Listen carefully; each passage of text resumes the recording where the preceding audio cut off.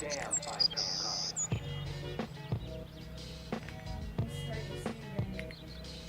Thank you.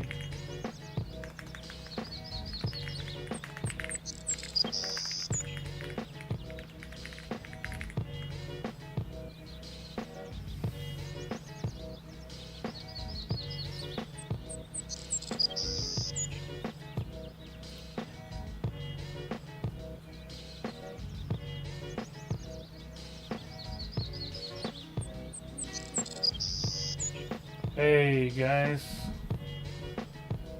early chatters.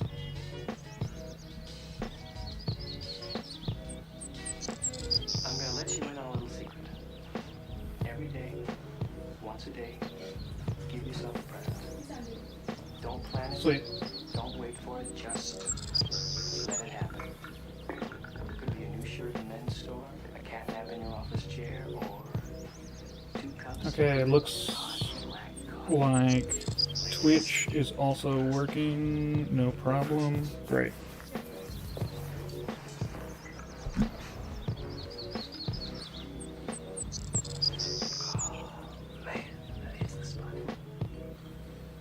Hello, Fear Gaming. I don't think I've seen you in here before. Welcome.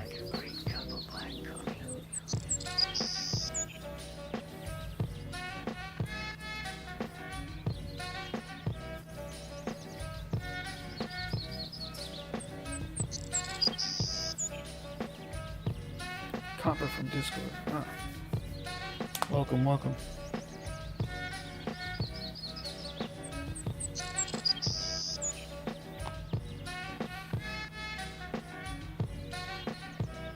Yeah, we're doing Obsidia tonight. Obsidia Mithril. Our Dragon Dwarf Warlock.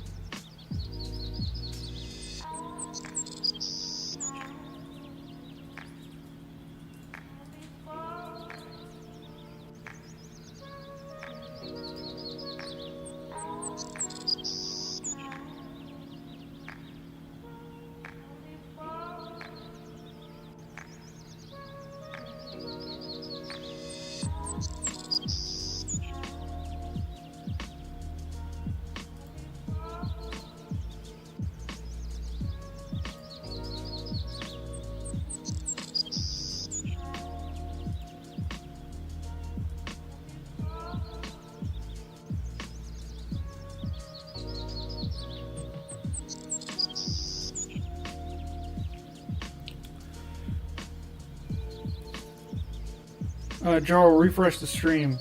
Does it still say that? It should be updated. I changed it a while ago.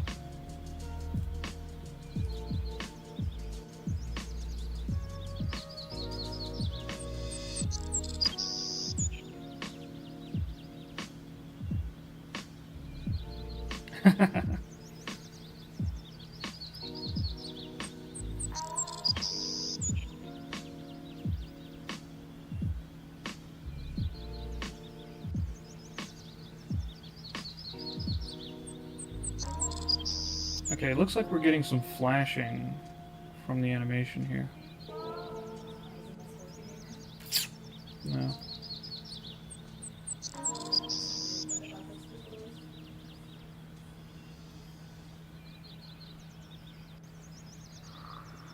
Hmm.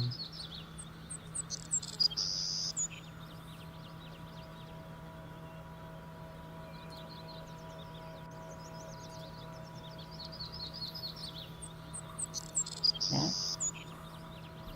how about fighting a Lich or Undead Dragon Hunter one night?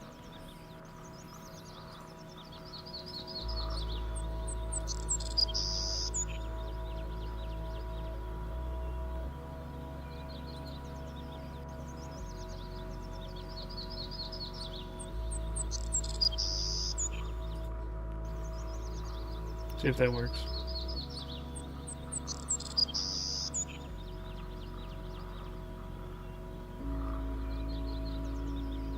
No.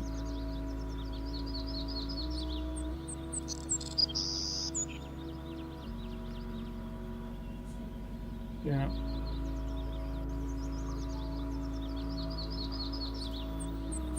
Alright.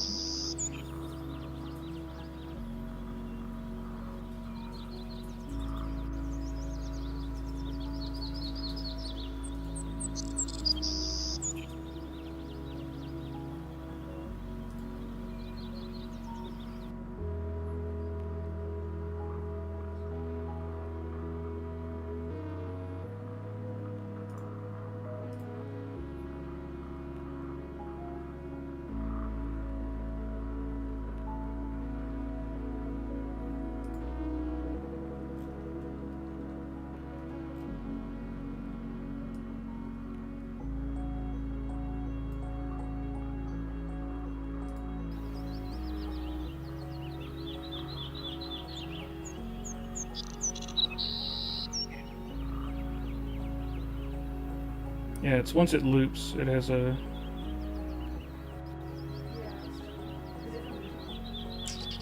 No, it's straight on the OBS.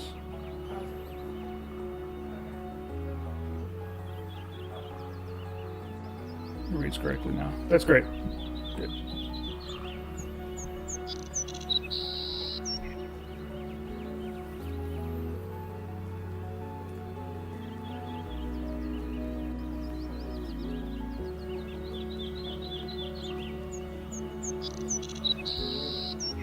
Okay. The view counter does not seem to be accurate.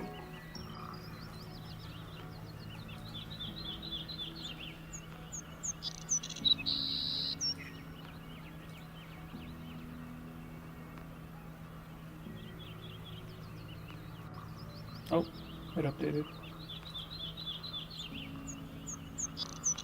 Okay, so seemingly it pings every so often. Will be accurate enough.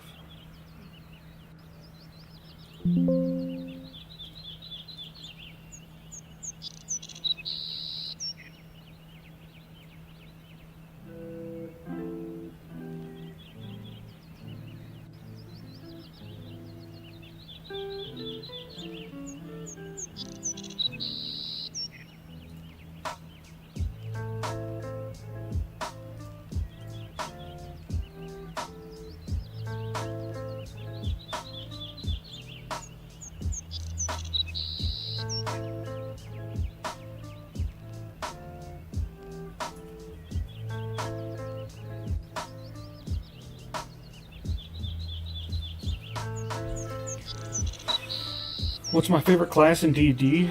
Or is it jobs? Yeah, my favorite class in D&D is Monk. There's something about walking up to a person with nothing but your fist and taking care of business.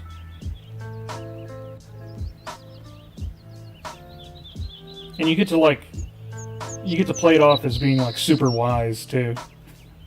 You're like, I'm so wise and above the petty squabbles that you're having. Punch you in the mouth.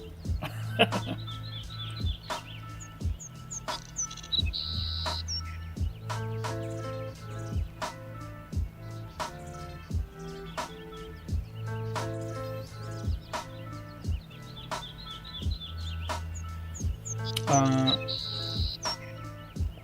gonna just try out my other.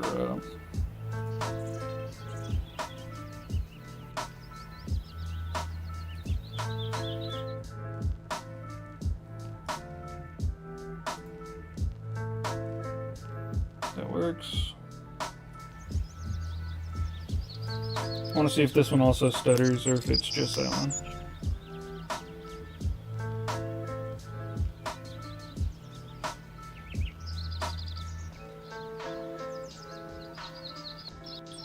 Okay, this one has no stutter. Okay, that's good to know. I'll have to edit that original video.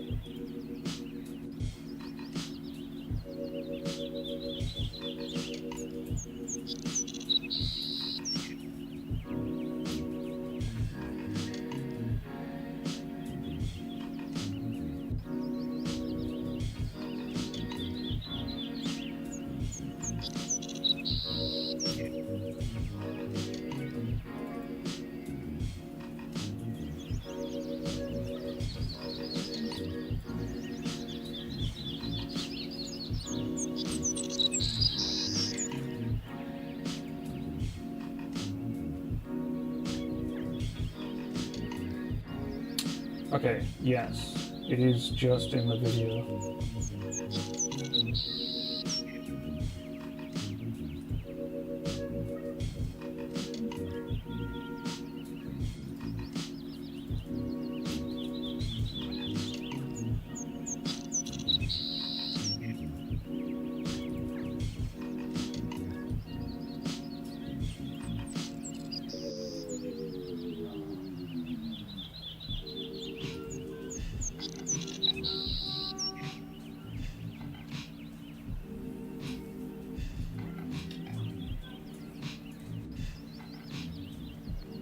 If your favorite class is monk, if your favorite class is monk, what's your favorite race? Tough question. I usually pick something that's like thematic. I don't really care, but probably Warforged. Honestly, they're so out of left field for the genre. You can like really flavor them however you want.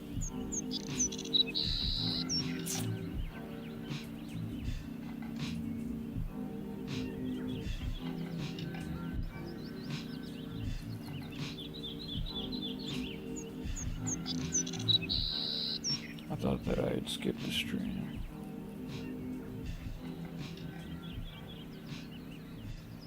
I thought you skipped the stream? Hey, Sid.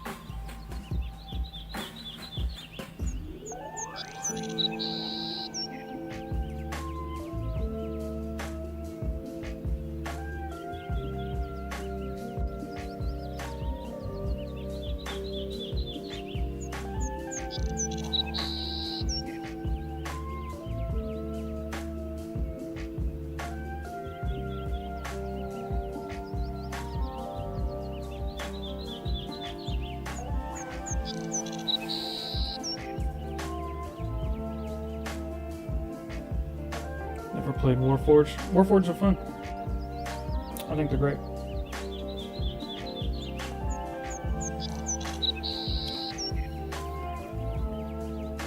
I'm trying to see if I can fix this animation.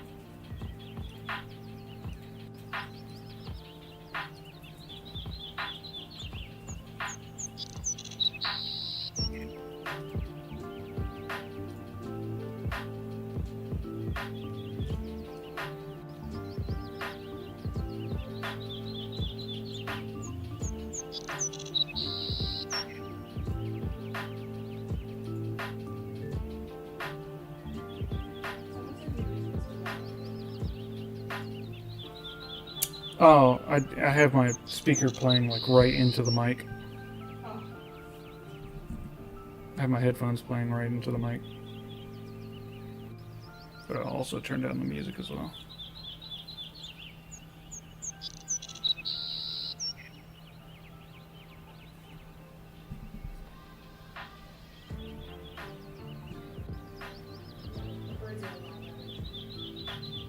The birds are louder than me? Oh, in the starting animation? Yeah, I can turn that way down.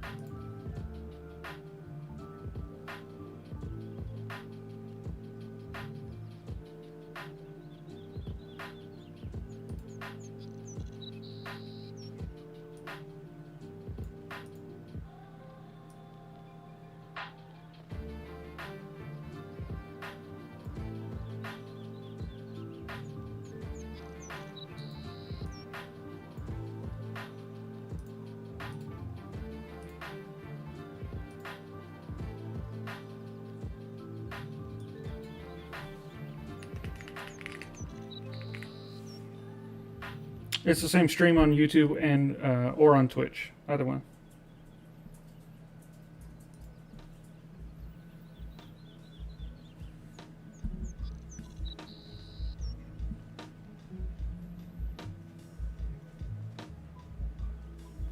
Yeah, the biggest difference is I'll be giving away a few codes throughout the stream, and it's much easier for me to do that on Twitch than it is on YouTube. So, if you would like a chance for codes, it'll be easier for me to get you some on Twitch.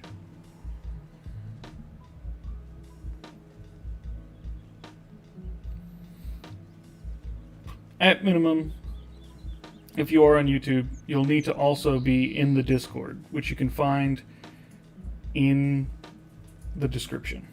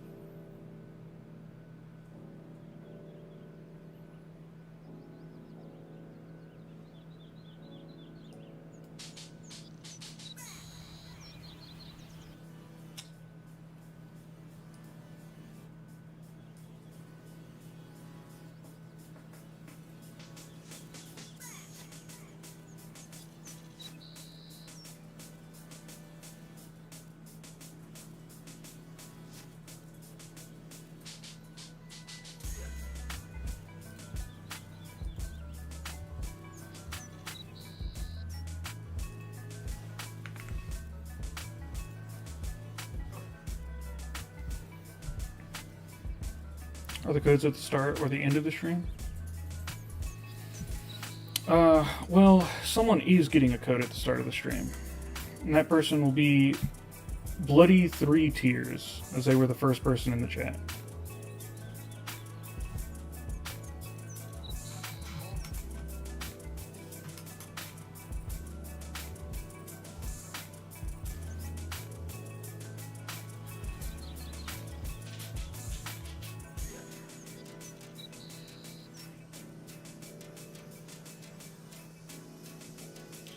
Okay.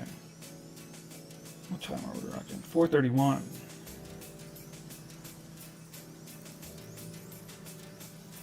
Hello, hello, hello, everyone. Hello, Snorlax. Nice to see you. Haven't seen you in here before.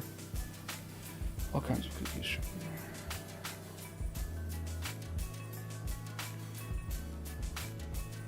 Hello, Crystal. Also haven't seen you in here before.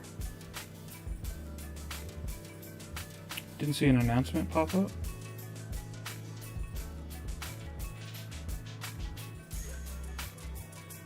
Did it not pop up? It's on the Discord right now.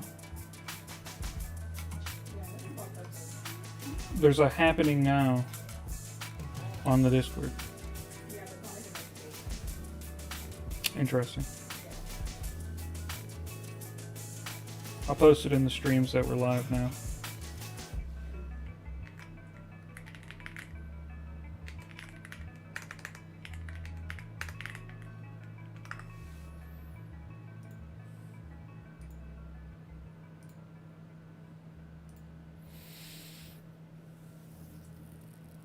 Okay. Bloody 3 Tears, are you still in the chat?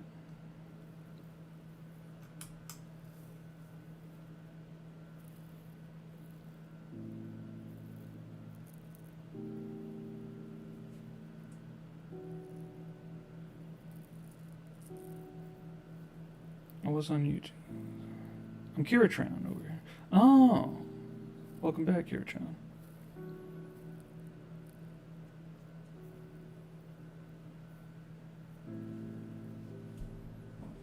Okay. Well, if Bloody returns, they'll have a code waiting for them. Alright.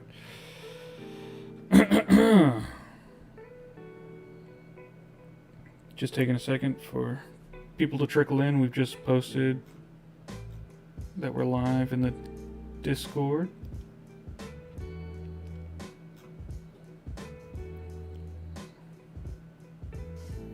Hello, everyone. Okay, we got lots and lots of people coming in. Thank you so much, everyone, for the follows and subscriptions. Wow, that's a ton to go through. Let's see. Thank you, Jarl, Lunkinen, Sid, Crystal, Snorlax, Unholy Samurai, Shifting Swords, J.K. Winters, Cryptic Creative, Frostbitten Survivor, Sid Hoffman, IQ2 Gamer, Peachy Bomber 96, Call Me Lazy, Stormy Shade, and Shadow Step for following on Twitch. Much appreciated.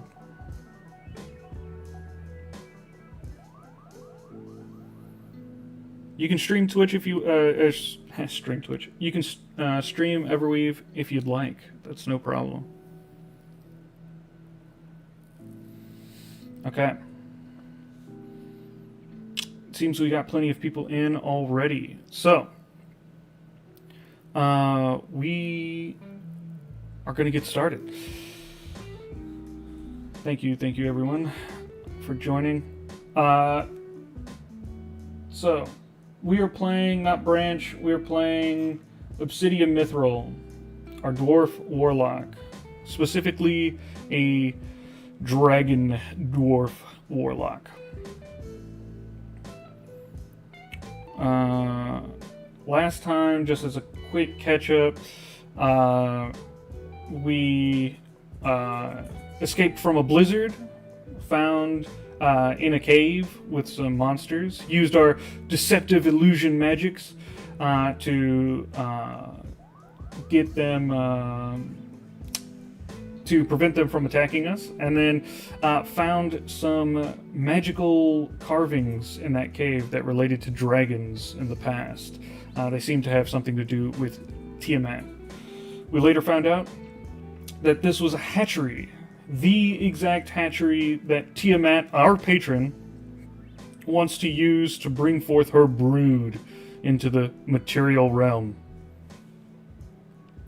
But we were not strong enough to enter into the hatchery this time. So we traveled to a city where we took a rest and also skipped out on our bar tab and for our room.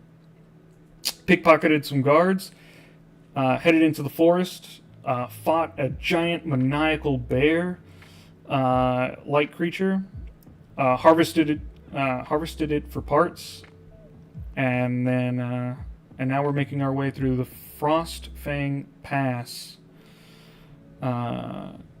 We found a sort of illusory hole in the ground, and we're about to head underground into what seems to be an ancient buried building of some sort. Tiamat is typically considered a bad god. She lives in the 9 hells. I'm not in Oakhaven. Yeah.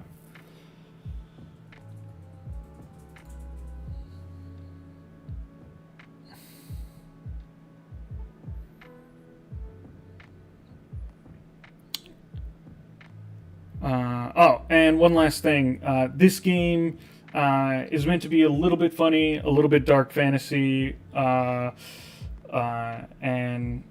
there's a lot of warring tribes going on, so not a ton of outright flourishing civilization.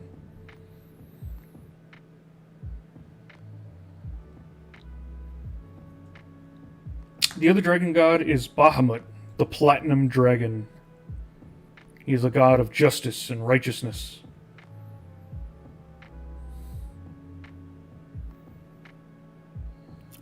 Yes, the desktop artwork is different than it is on mobile. I think the desktop artwork is gorgeous. You'll see more of it as we play along.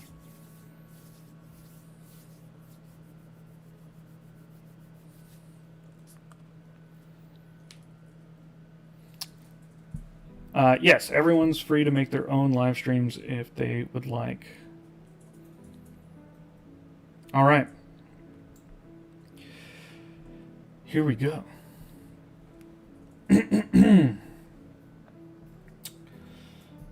I moved to the raised section of earth, prodding at the sides with clawed fingers. The pulsing magical signature resonating powerfully against your scaled skin. As you prod at the sides with your clawed fingers, the ground feels solid, yet strangely yielding. There's no resistance to your touch, but rather a sensation of your hand passing through something insubstantial, like mist, even as it appears to contact solid soil. Then, with a faint, almost inaudible sigh, the air itself seems to ripple. The earth, grass, and roots that made up the raised mound shimmer and distort, dissolving into an illusion beneath a dark, rectangular opening.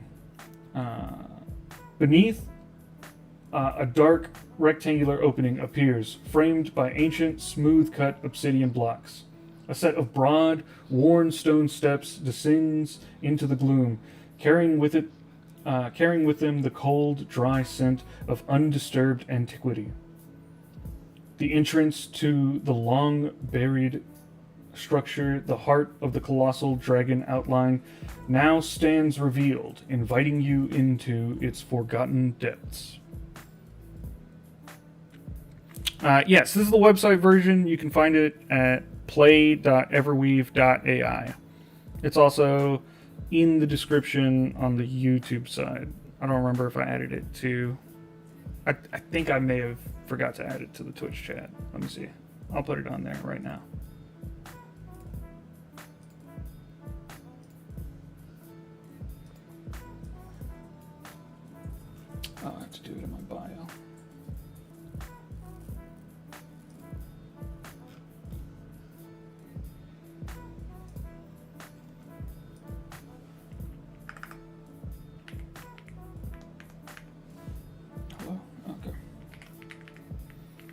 play.everweave.ai. Save changes. Alright, you can find it down there. You should also be able to find links to the YouTube and Discord if you want them.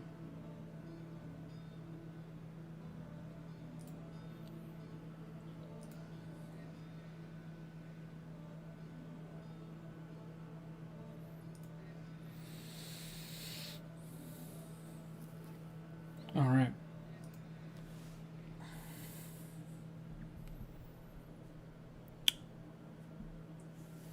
The DM is not more advanced on the website version compared to mobile. It's the same AI. It does seem like the dragon is doing well. All right. Let's head down.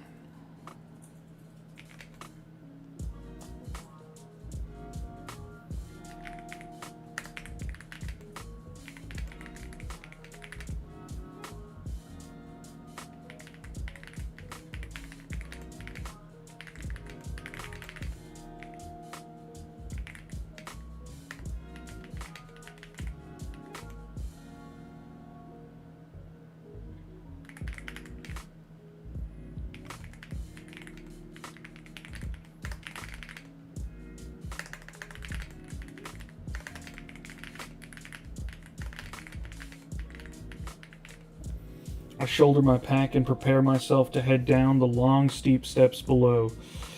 I begin walking into what feels like the center of the earth.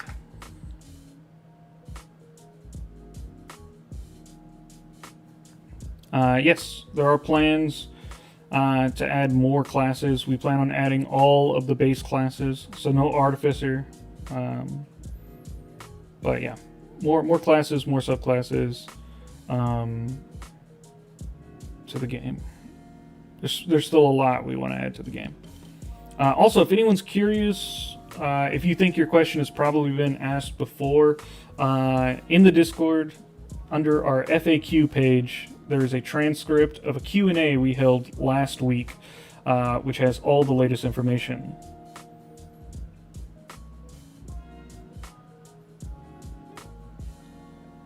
All right. You shoulder your pack, the cool, dry air of the newly revealed passage already seeping into your scales. Each step down the broad, worn stone steps takes you deeper into the earth. The light from the surface quickly fading behind you, the obsidian blocks that frame the entrance give way to massive cyclopean stones, perfectly fitted without mortar. Their surfaces adorned with intricate carvings of coiling dragons and arcane symbols that glow faintly in your dark vision. The air grows heavy, carrying the scent of millennia, of dust and forgotten power. The silence is profound, broken only by the echo of your own footsteps. This is no mere tomb. This is a testament to the ancient, powerful civilization, a place where the very stones seem to hum with a dormant, draconic essence, a palpable connection to your patron's legacy. You feel a sense of immense antiquity, a history carved in stone, stretching back to a time before even dwarven memory. All right. Hey, my love, could you please get me a big glass of water? That'd be lovely.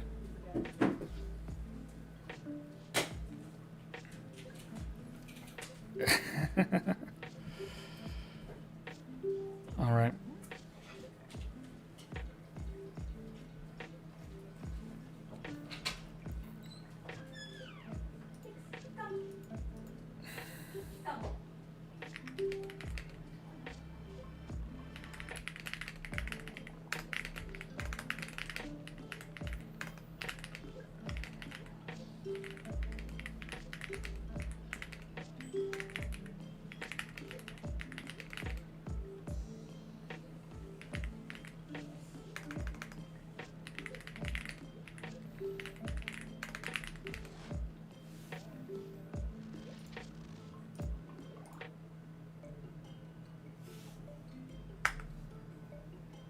He keeps people behaving.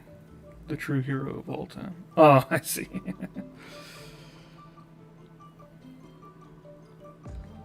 Alright. As we reach the bottom of the stairs, I prepare myself for ancient traps or sleeping guardians. The descent ends abruptly, opening into a vast circular chamber. The air is still and heavy, carrying an almost metallic tang that prickles your scales. Thank you. Stay hydrated. Gigantic pillars carved in the likeness of coiled winged dragons rise majestically towards a domed ceiling lost in the gloom high above. Their obsidian eyes seeming to track your every cautious move, the floor is a mosaic of dark polished stone, strangely free of dust or debris for such an ancient place. An unnerving testament to its preservation. In the precise center of the chamber, a raised dais holds a single, intricately carved stone pedestal. Upon this rests a dark, spherical object, roughly the size of a human head, that pulses with a faint, internal crimson light, casting flickering shadows on the surrounding walls. No overt traps or sleeping guardians immediately present themselves, but the pervasive sense of ancient dormant power and unseen vigilance leaves you on the edge, your senses heightened for any disturbance. All right.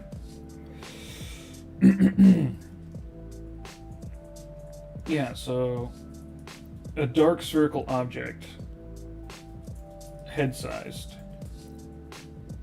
glowing red. Seems like not great.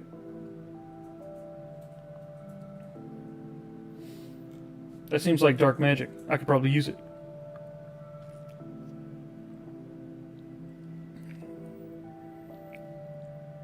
Hello, Red King. Thanks for joining.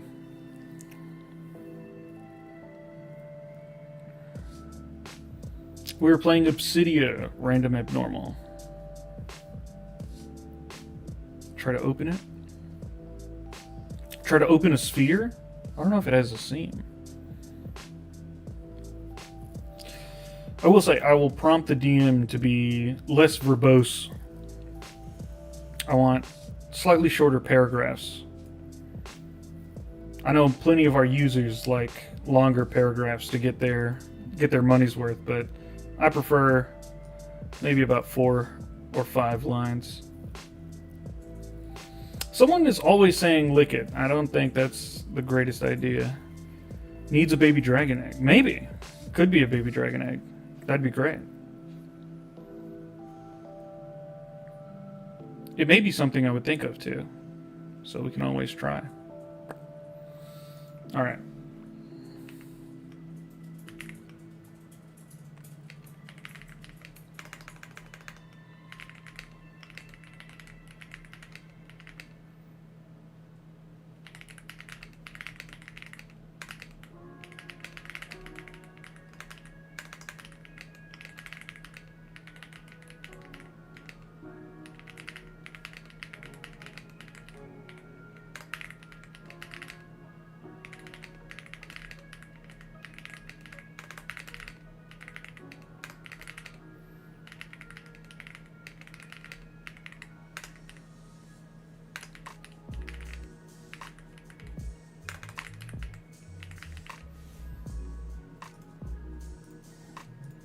Okay. So for anyone who can't read that, DM, while I appreciate the picture you paint with your words, I would appreciate slightly shorter responses that keep all the details of the room, but remove some of the unnecessary adjectives.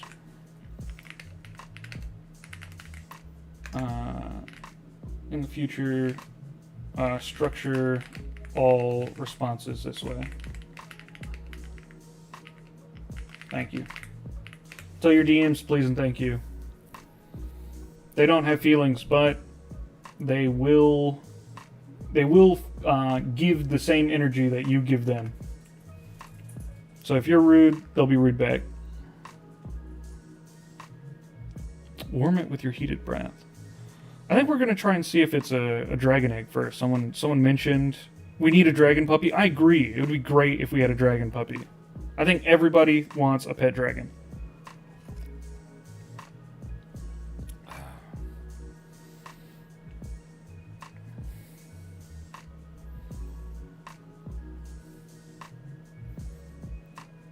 All right.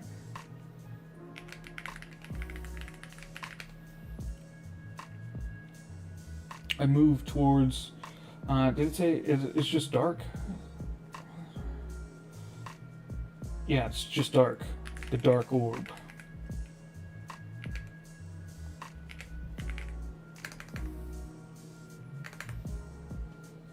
I have a faint idea that it could possibly be a dragon's egg.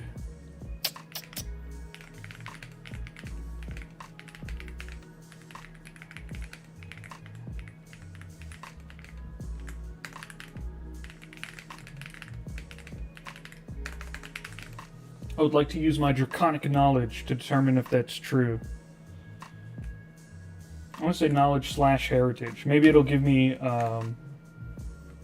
advantage because I'm a dragon dwarf. It turned out to be in a sphere of annihilation. Yeah, that'd be a real problem. Arcana check, maybe, or possibly history. Oh, please be Arcana.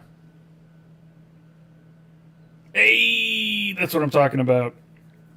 Okay, first roll is a success. Great job, everyone.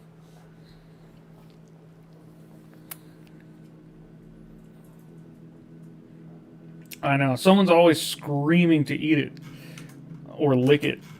We can't eat or lick everything we run into. That won't make for a very interesting story. Yeah, we just made it. Rigged. Yeah, rigged every time.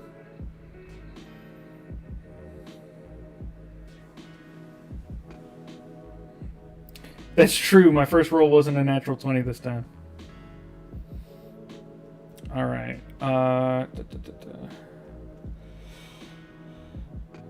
Quickly.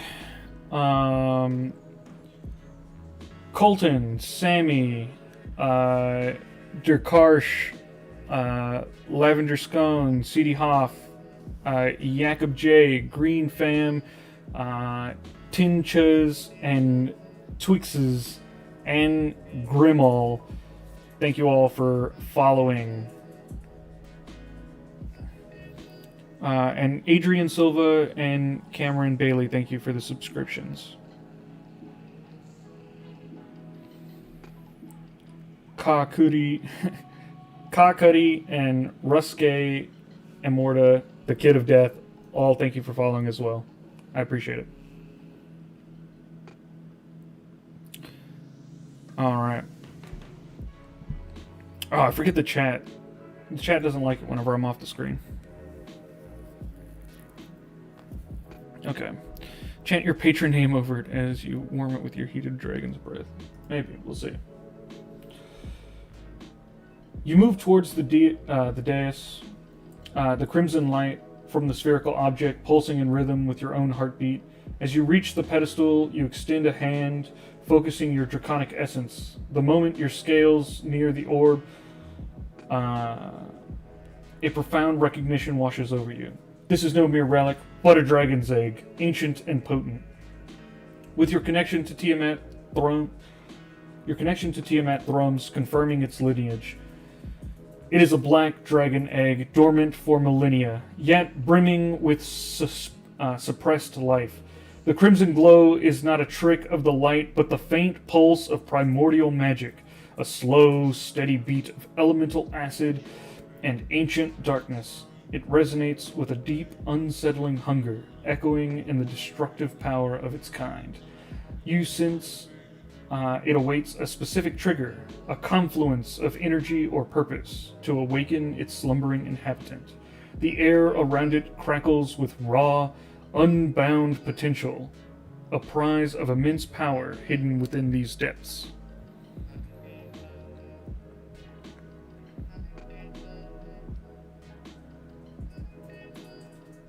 Yes, potential for Dragon Puppy for sure.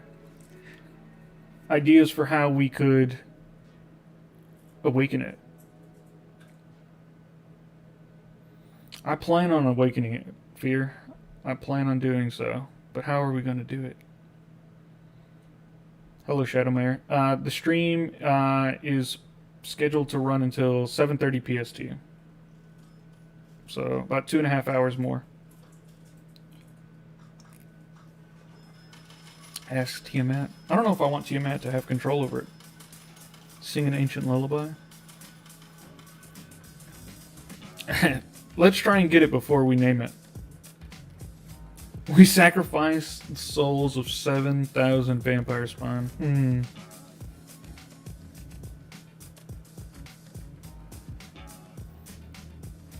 Okay. Well, our character has high charisma. That's our best stat. So I think we should maybe try and persuade it out. We could try and use perception or insight checks to divulge more information, but the DM basically gave us what we needed. We just need to try some stuff. Yeah, I think we should try and talk it into hatching. Let's do it. Also, let's check if the message was any shorter. Not really. We'll give it one more chance. If the message is shorter, that'll be great. If not, then we'll prompt it again. Yeah. Bathing it in acid or lava is not a terrible idea.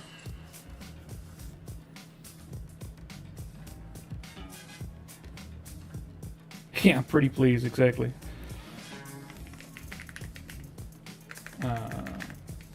I place a hand, a gentle hand, on the egg. I then lie and whisper that I am its mother and that it is time. I then lie and whisper, I am your mother. It is time to hatch and join me.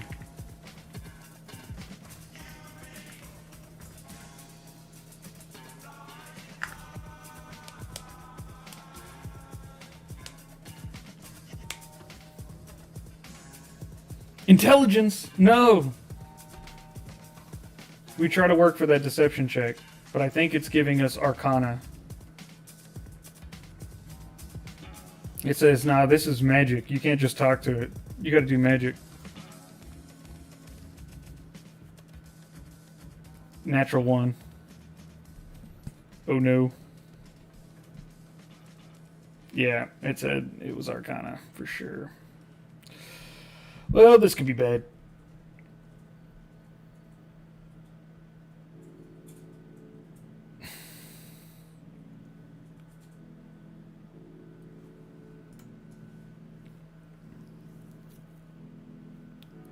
Yeah, good luck. Thanks. Look, the message is way shorter. That's great. You place a gentle hand on the ancient black dragon egg, its surface smooth and cold beneath your touch. Despite the pulsing crimson light, you whisper words of awakening, claiming motherhood, urging the life within to stir. For a moment, the crimson pulse intensifies, a flicker of response, but then it subsides. The egg remains inert, its dormant magic unyielding. It accepts your touch, yet refuses your command. The life within still sleeps, seemingly unmoved by your draconic essence of your whispered plea. Its ancient slumber too profound to be easily broken. Okay. So I'm going to try and be more specific. I want to try and work my way to getting a charisma check rather than an intelligence check. But I don't want to just tell it, like, roll a persuasion check. We'll do it with our words. Use an alarm clock.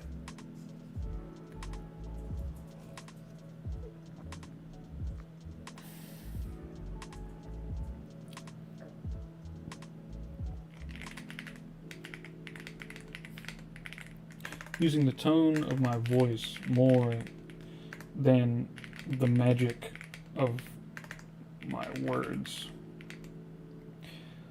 I try to coax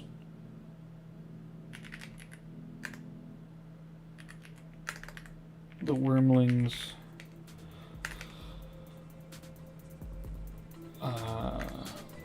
attention.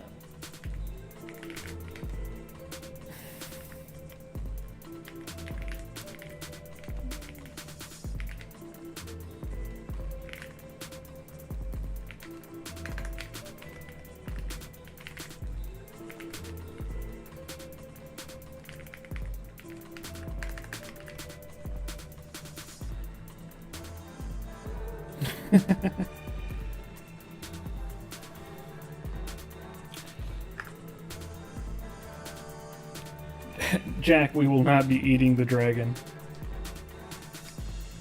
You are alone in wanting to eat the dragon. Oh, wait, no, sorry. Chocode's in here. He loves eating pets.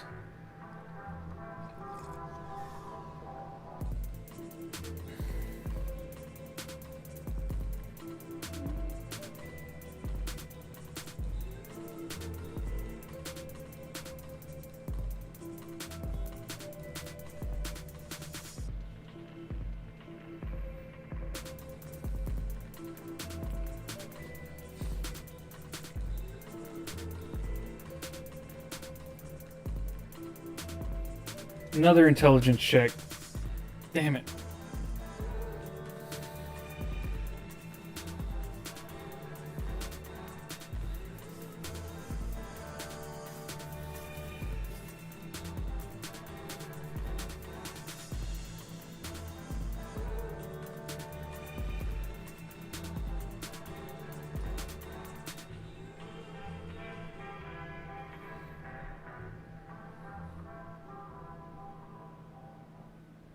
Alright. You try a different approach, softening your voice to a coaxing murmur. Wake up, little one. Wake up, little one. It's time for school.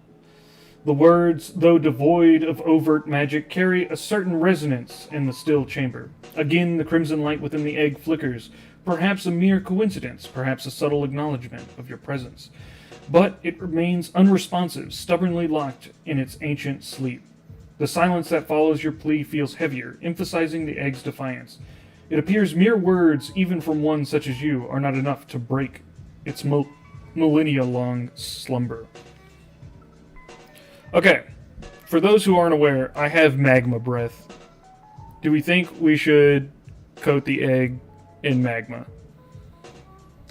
It could end up cooking the baby, in which case I'll eat it. But if it doesn't cook the baby, it could cause it to hatch.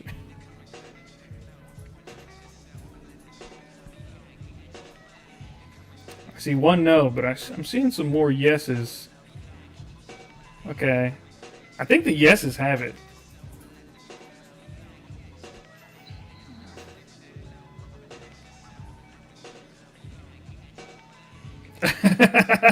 People are heavily opinionated about whether or not we should breathe lava on the dragon egg.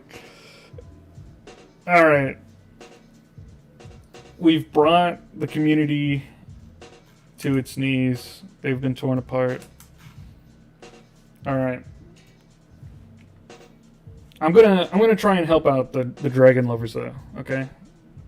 We're gonna try and not cook the baby.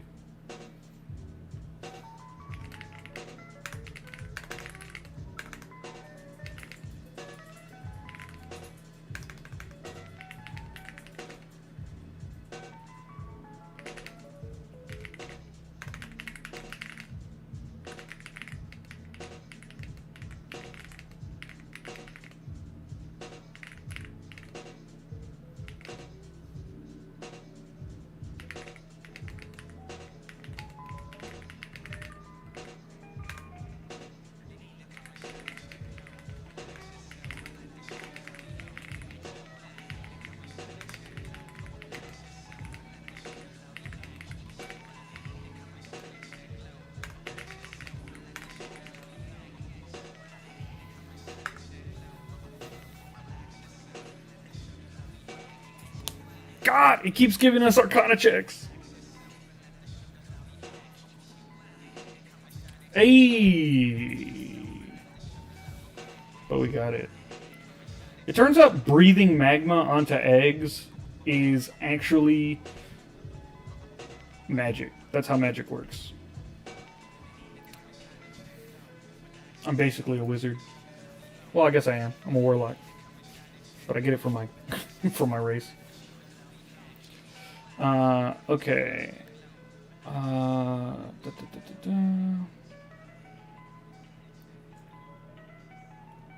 The King of Death, Chef's Vendetta, King Chief, Murder of Raven, and Zumslet, Melee Thorn. Thank you all for the follows and the subscriptions.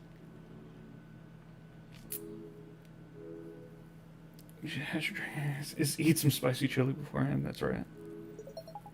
Alright.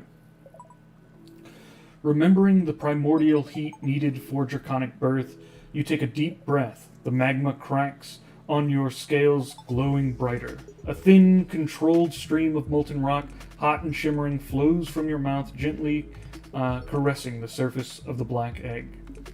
The crimson pulse within intensifies dramatically, throbbing with a newfound urgency. Cracks spiderweb across the dark shell, glowing with the same internal light. The air around the egg crackles with raw energy, growing heavy with the scent of ozone and sulfur.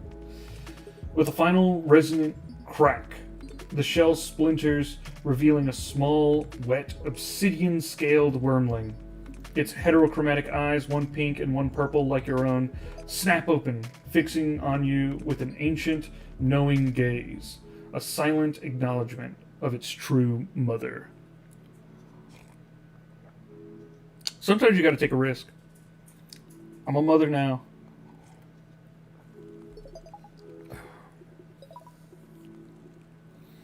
It's my baby, yes. Hello, She Builds Monsters. Thank you, guys. Thank you. I know usually you have like the baby shower before the baby comes, but we'll be planning it for the next stream. So please remember to bring gifts. I prefer my gifts in the form of cash. Surprised the dragon couldn't take it. Yeah. Yeah, dragon should be able to take a little bit of heat.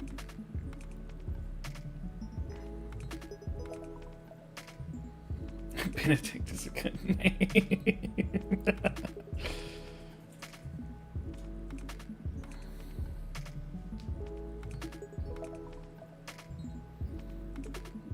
Any other names, or are we going with Benedict?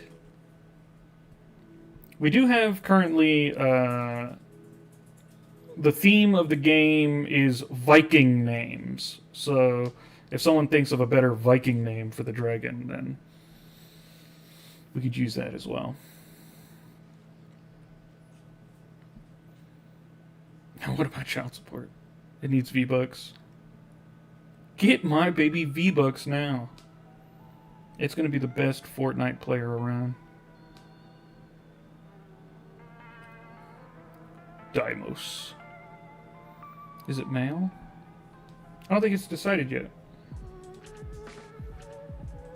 Vikinger. The egg was black. The wormling itself is also black. It's obsidian scaled like me, and also has my heterochromatic eyes. I really had a baby. Obsidia 2. Yggdrasil. Crunchy is a great name. Rathnavar. Loki. Okay. Sigurd. And, all great names. All great names. Fenrir is cool, but they're not a wolf. Okay. I saw one that I liked. Where was it? Oh, I liked Crunchy.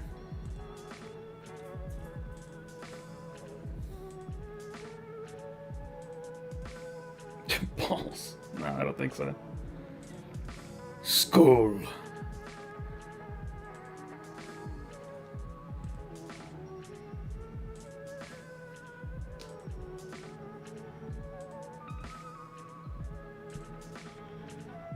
Obsidia son. Oh, there's one for a daughter, like daughter of somebody. I forget what the ending for Vikings is.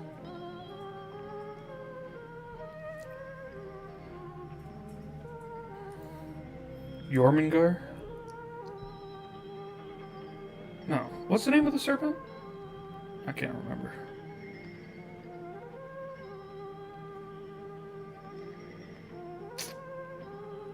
Dotir. Ah, yeah, Dotir. Yeah, that's right. Jormungandr. That was close. Okay. Onyxia. Onyxia is good, but that comes with Hearthstone issues, and WoW, Blizzard issues. Frank Crunchy. Okay, I think we're going with Crunchy. I like it.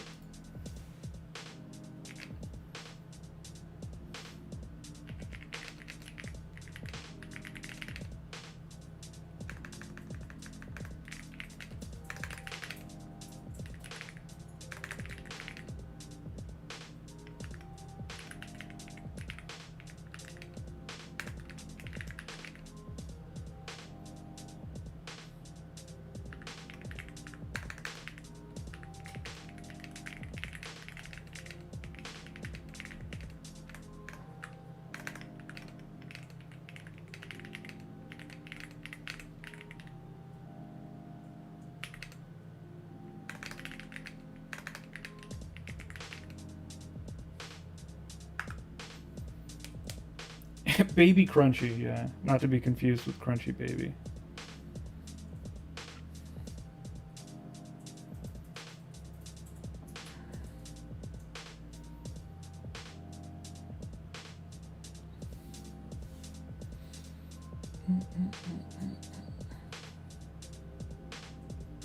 Is it a girl? I don't know. We'll see. The DM might decide for me. You gently run a claw along the smooth, wet scales of Crunchy's head. The tiny wormling nuzzles into your touch, a soft rumbling emanating from its small chest. Its heterochromatic eyes, mirror images of your own, blink slowly, taking in the cavern around it, but always returning to your face. You'll be coming with me, little one. You'll be coming with me, little one. You murmur, a genuine smile spread across your features. You carefully scoop the small creature into your arms. Crunchy instinctively curls up against you, its body surprisingly warm, a new weight of responsibility and companionship now resting in your embrace. Okay, so we can set its gender still. The DM has not determined it.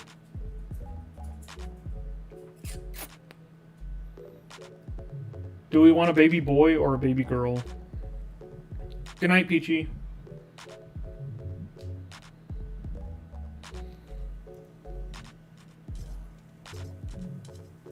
Yeah, I think we should probably get to the surface now. Boy, little girl, girl. Either's fine.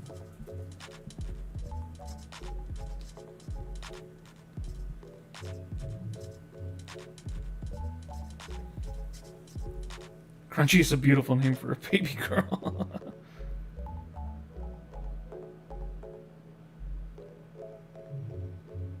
Boy, I think I saw more boys. Yeah.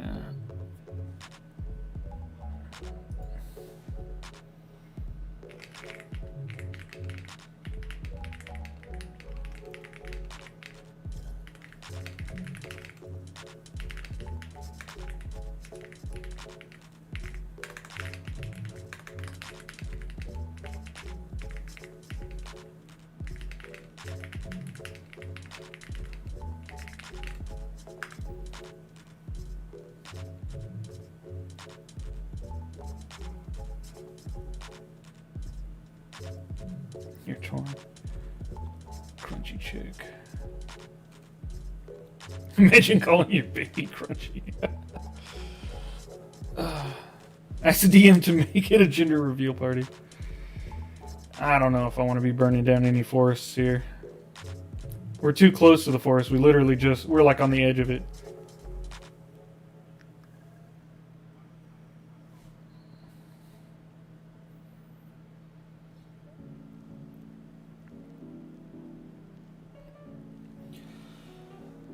Cradling Crunchy against your chest, you begin the ascent from the ancient chamber. Your every step is measured, each shadow and echo scrutinized with renewed vigilance. The vast hall, once a place of silent power, now feels like a corridor of potential threats, though none materialize. Crunchy stirs occasionally, a soft purr vibrating from your scales.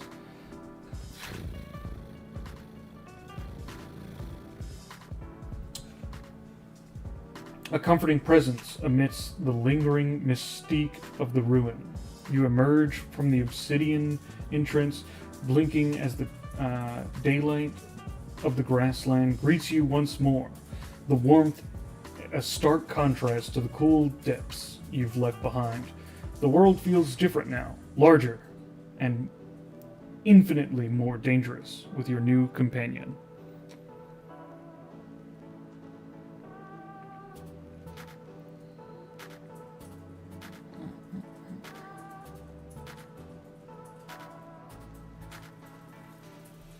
Who was the first person to come with the Crunchy name?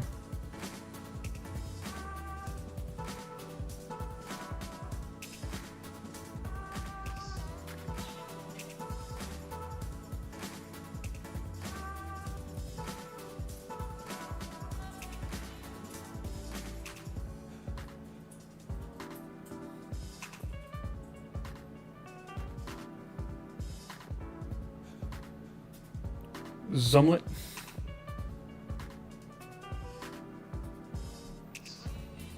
Zumlet, you still in the chat?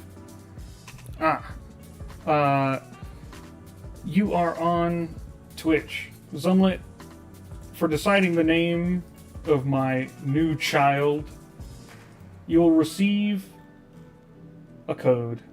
If you would like one, I shall send you a promo code for 50 messages. All right.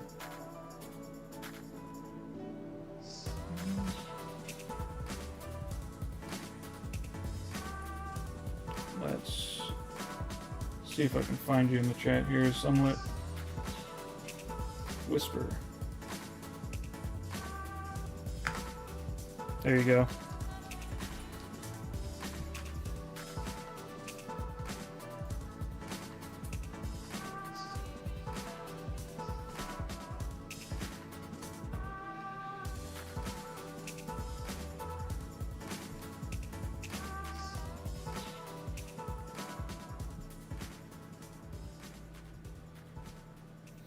All right.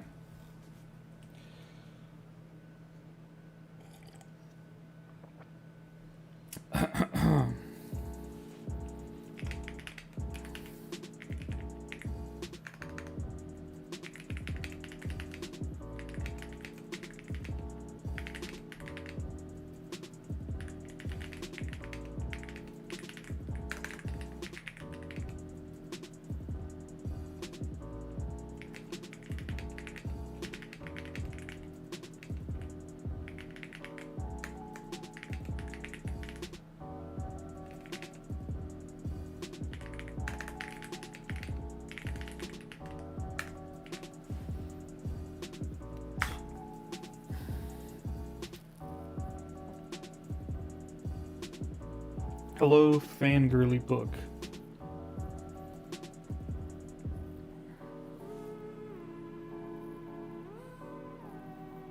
And hello, Saya.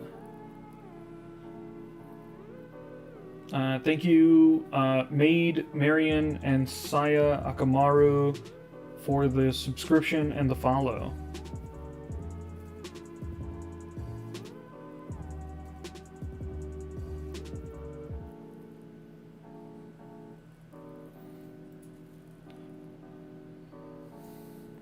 Thank you, Death Ambo, for supporting the game. Telling your friends about the game, if you think they'll like it, is the best way to support.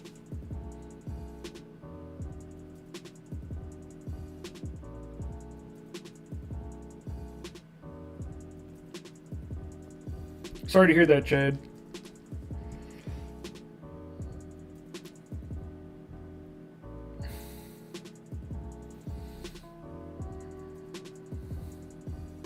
Alright. As Crunchy snuggles into the crook of your arm, you venture deeper into the expansive grasslands. The sun beats down, warming your scales, and the gentle breeze whispers through the tall golden stalks, carrying the earthy scent of wild flora. You scan the horizon, your keen eyes searching for any movement out of place, any sign of danger that might threaten your new, precious charge. The world seems peaceful, yet you know its tranquility can be deceptive. Far in the distance, a faint, jagged outline of mountains breaks the flat expanse, hinting at new territories and potential discoveries. For now, only the rhythmic sway of the grass accompanies your footsteps and the soft, almost imperceptible breathing of the young wormling.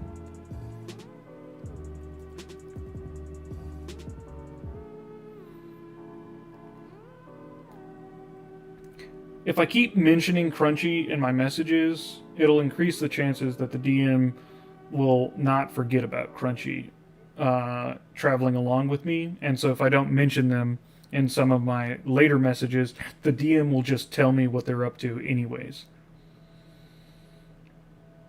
Would I be able to use my app characters on the browser version? Emily, yes you can.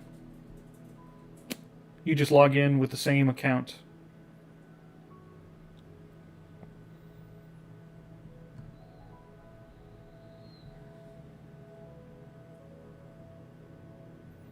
Thank you for people in the chat who are answering questions for things that we commonly get asked. Also, if anyone is curious, in the description there's a link to the Discord. In the Discord, in our FAQs, there's a full transcript of the recent Q&A that we had. There was a live Q&A. We went through a bunch of questions that we get all the time and answered all of them. So if you have any questions that you think probably have been asked before, that document will have what you're looking for. And if that document doesn't have it, then likely the official Everweave guide does, which can also be found on the Discord.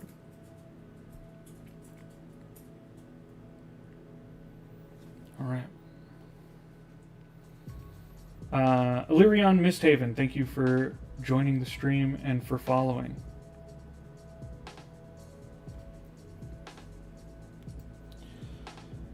As Crunchy... Oh, sorry. I already read this one. Yes, we got to move to the mountains. Alright, so... Thing of note. I don't want to spend forever getting to those mountains. The DM obviously doesn't care for me to find something in these grasslands other than what we already have. So... I want to get over to those mountains. But if I say I start traveling to those mountains, we'll be here forever. Sort of walking through empty grasslands. So I'm going to word my message in such a way that makes the DM skip all that in-between time.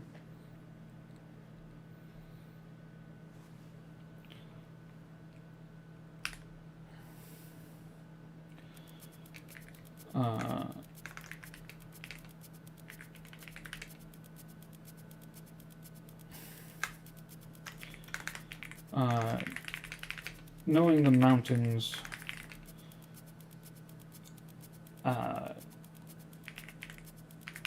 likely contain more secrets than this barren grassland, I make my way to the foot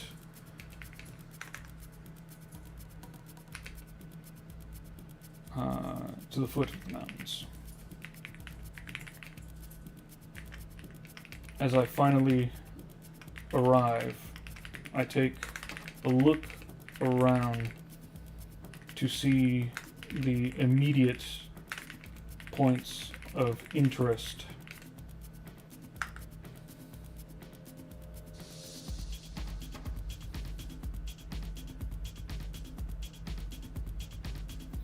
The DM will almost never stop you along the way of someplace if all you ever say is like, I continue going. It'll just keep describing like landscape around you as you move. You want to give it something to latch onto. I call it seeding the DM. You don't want to tell it usually exactly what you're going for, but it's as to not. You don't want to be making your own. You don't want to be your own DM. You want the AI to be doing the DMing. Yeah, you want to give it something to latch onto, give it an idea of what you're looking for, and then let it make up something that'll be interesting. Baytran, there's a flowchart pinned in the bugs channel of the D&D server. If you follow the flowchart, that'll fix your erroring issue.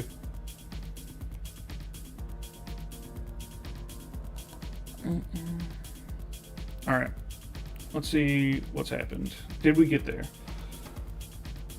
Oh, this does not look like a picture of mountains, but we'll see. Cradling crunchy, you trek across the undulating grasslands, the distant peaks of the mountains growing ever larger on the horizon. The journey is long but uneventful. The rhythmic crunch of your boots on the dry earth, the only sound besides the rustling grass. As you draw closer, the sparse vegetation gives way to denser patches of hardy evergreens and gnarled deciduous trees clinging to the rocky slopes. The air cools, carrying the scent of pine and damp earth. Finally, you stand at the base of the formidable range. Jagged, dark gray rock faces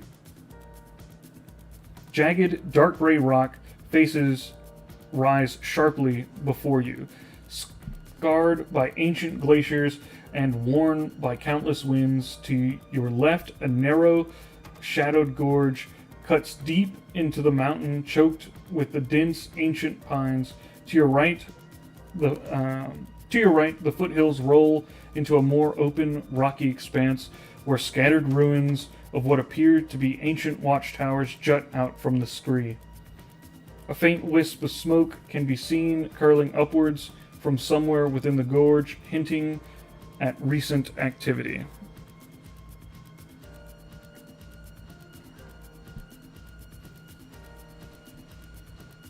Fast traveling without something interesting seems boring to me. The DM, I already checked around, and the DM said that there was nothing in the area. It was all too peaceful. So, I don't want to trek. I don't want to do 5 messages of walking through grasslands where there's no enemies. Bring me to the action. Bring me to something interesting. He mentioned the mountains. Let's go to the mountains. Now, if this were an exploration game, that'd be different. But this game isn't for exploration. We're doing exploration, but it isn't one of our themes.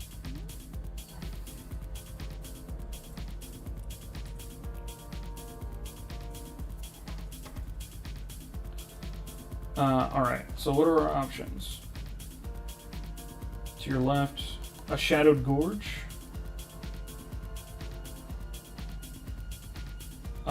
Rocky expanse, where scattered ruins are. Of the watchtowers. Okay.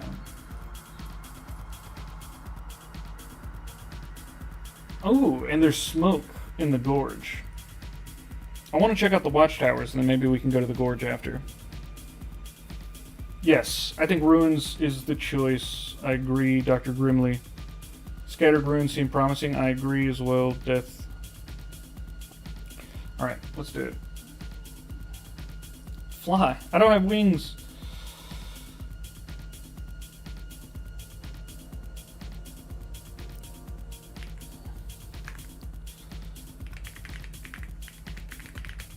I make note of the gorge as a place I wish to explore later. But for now, the call of the ruins beckons me.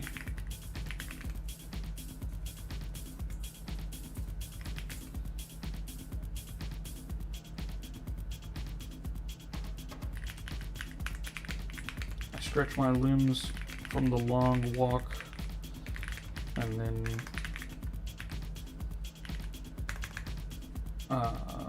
make my way to the jutting towers.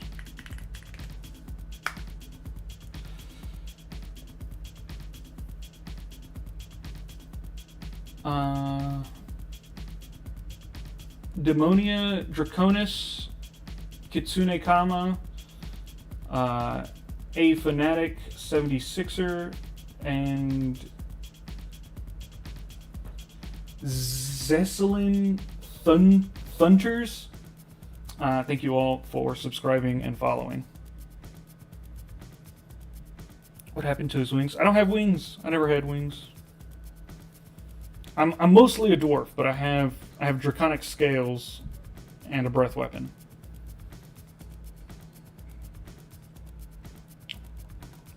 I'm kind of like a messed up dragonborn, like a more dwarf-like dragonborn. But I just really like runes, especially it's well done. I like the remnants of the Forgotten.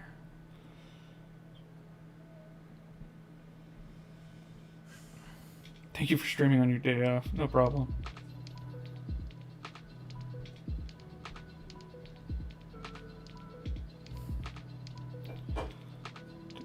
Alright. Thank you folks for being useful in the chat. Alright.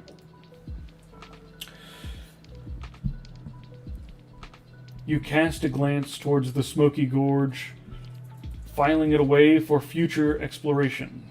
But the azure of the ancient ruins is stronger. What? Oh, sorry. But the allure of the ancient ruins is stronger.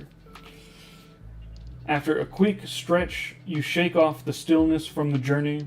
You begin to traverse the rocky expanse towards the scattered watchtowers. The ground becomes uneven, littered with loose stones and hardy mountain flora. As you draw closer, the scale of the ruins becomes more apparent. Those are not mere dilapidated structures, but the skeletal remains of formidable fortifications. 3 distinct towers, though partially crumbled, still stand defiantly against the elements, their dark stone walls pockmarked by time. Rubble lies scattered around their bases, suggesting collapsed sections. Between them, faint traces of what might have been a connecting wall are visible. An archway, still mostly intact in the central tower, suggests an entrance. The air here feels heavy with age, a silent testament to the battles long forgotten, and the wind whispers through the empty windows like ghosts. We crafted a magic item last time. I want to try and recall what it actually does.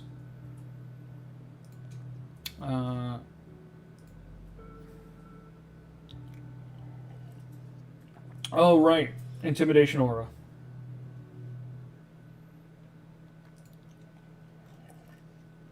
That's pretty cool. Hatchery whispers. And we still got our shaggy beast hide and some claws to try and make some stuff with later.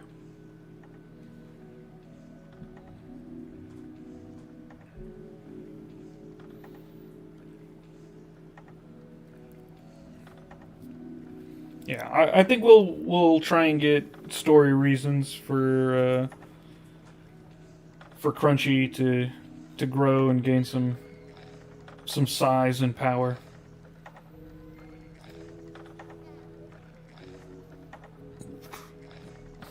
How do you craft things?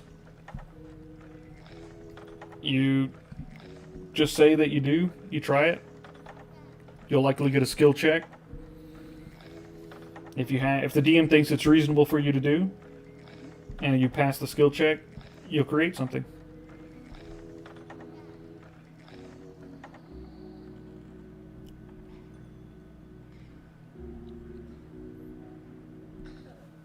All right.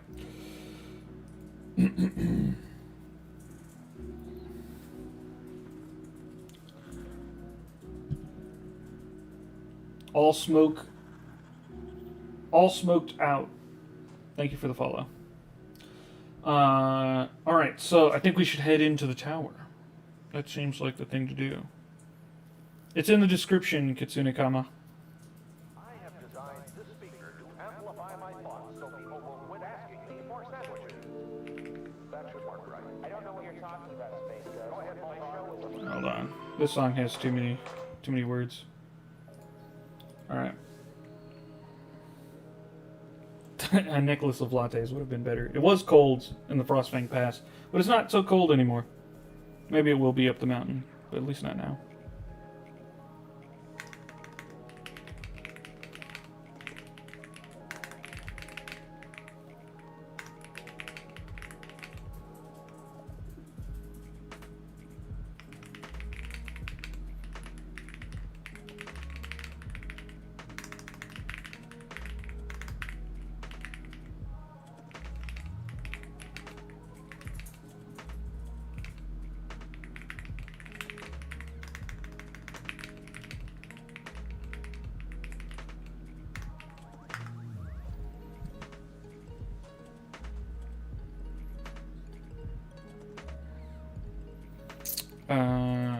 Me and a few people from the server are starting a D&D campaign. My character is going to be an elemental monk, which means I'm going to be Zuko.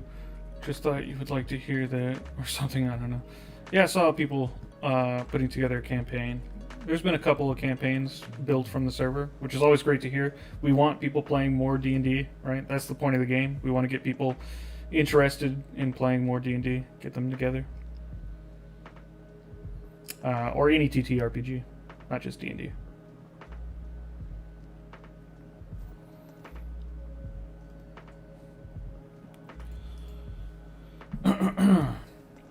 I step into the entrance of the ancient tower.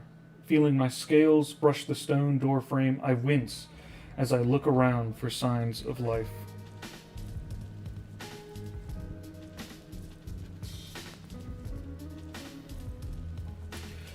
You step through the archway, your scales brushing against the rough, cold stone of the doorframe. The interior is dim, filled with the stale air of ages. Dust motes dance in a few shafts of light that pierce through arrow slits high on the walls. The ground underfoot is uneven, a mix of crumbled masonry and packed dirt. Broken wooden beams and collapsed sections of upper floors lie scattered, testament to time's relentless march. A circular staircase, largely intact, but choked with debris, spirals upward along one wall, hinting at forgotten levels. There's no immediate sign of movement, but a faint metallic scent hangs in the air, distinct from the damp earth, suggesting something more recent than mere decay. Alright. So we got a circular staircase that's going.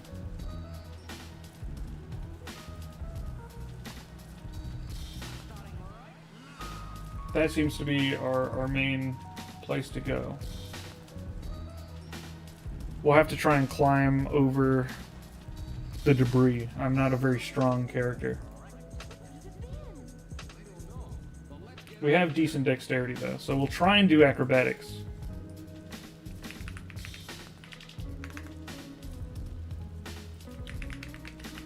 I'll take a step back for a running start, and then jump, and then jump again off of the wall to try and clear the debris and land on the other side.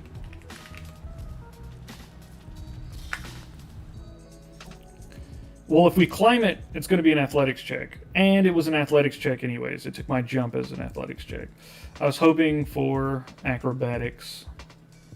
We have a -1 in strength and no proficiency in athletics. And that's a failure. Hardcore parkour indeed, but we did not get what we wanted.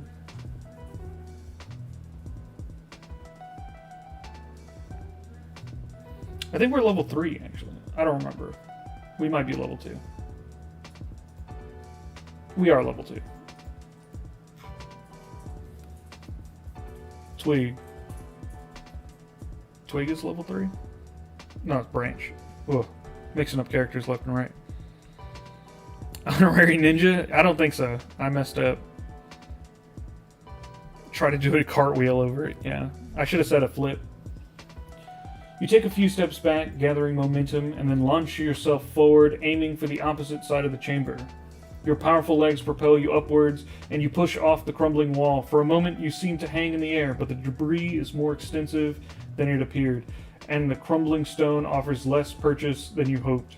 You don't quite make it across. Your boots land with a heavy thud amidst the loose rubble and the broken wood, sending a cloud of dust in the air, and a clatter echoing through the otherwise silent tower.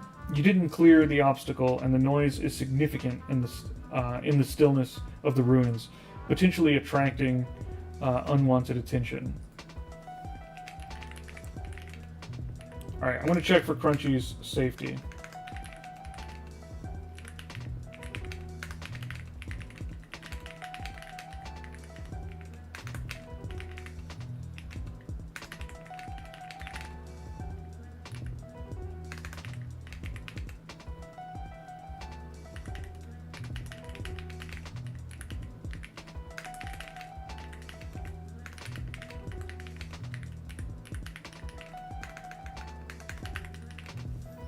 I check for Crunchy's safety to make sure... Oh, sorry. I check for Crunchy to make sure they are safe. Then I will try and use my dexterity to scramble the rest of the way across.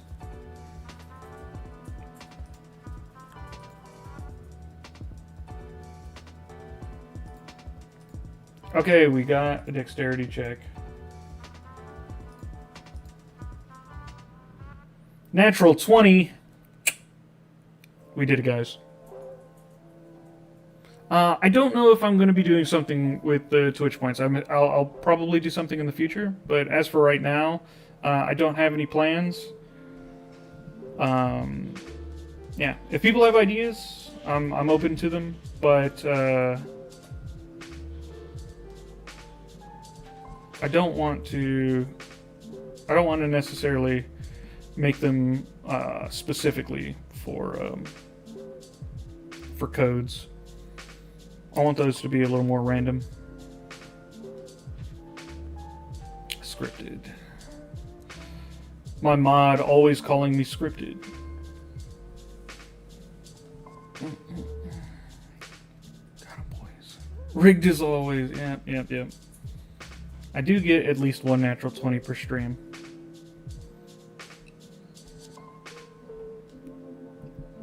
Okay, we got 2 messages here. Let me take a gulp of water.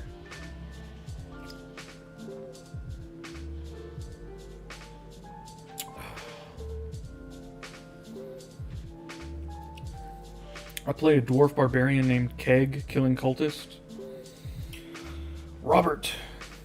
There is a character that is a dwarf barbarian named Keg in Critical Role. Is that your inspiration or coincidence?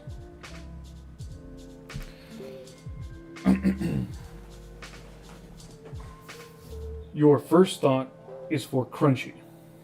You instinctively tighten your hold, glancing down at the wormling nestled securely against your chest. It stirs slightly, its tiny head peeking out, but seems unharmed by your clumsy landing, blinking up at you with innocent eyes. Reassured, you then focus on the remaining debris. Taking a more deliberate approach, you begin to pick your way across using your natural agility and sturdy dwarven balance. You carefully place each foot, finding purchase on less stable rubble and utilizing crumbling handholds on the walls. The metallic scent you noticed earlier seems to grow stronger as you cautiously advance. You quickly check on Crunchy, who remains safe and snug against you. With renewed focus, you navigate the treacherous debris with practiced ease, your strong legs and keen balance serving you well. Each step is carefully placed, avoiding loose stones and crumbling sections. You scramble over the final hurdle, landing softly on more solid ground on the far side. The metallic scent, which had been growing stronger, now becomes almost overwhelming. You realize it's the unmistakable smell of fresh blood, and just ahead, partially obscured by a fallen pillar, you glimpse a dark, still form sprawled on the dusty floor.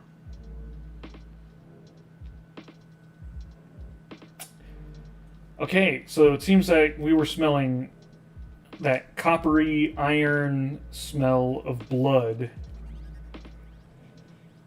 and someone has died here recently.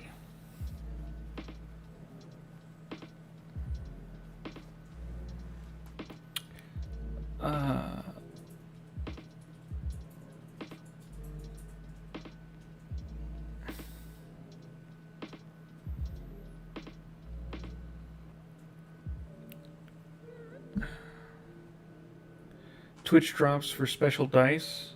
Maybe. I will say, Andy and the devs really like how the stream is going, so I won't rule it out. They may consider it a valuable use of resources. I'm sure they died of natural causes. Yeah, I don't think so, Patreon. Check to see if they're live just in case. Yeah, they always could be.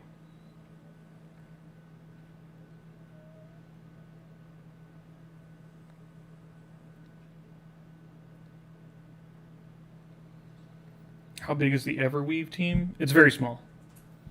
We have a couple of devs and me, and that's it. And JNN for game support. He's not technically a dev.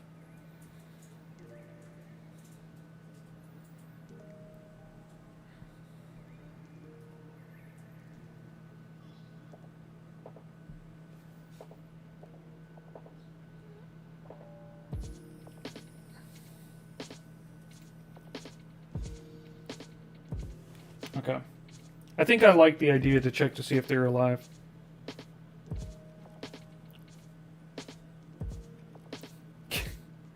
Stop making my mod do so much work.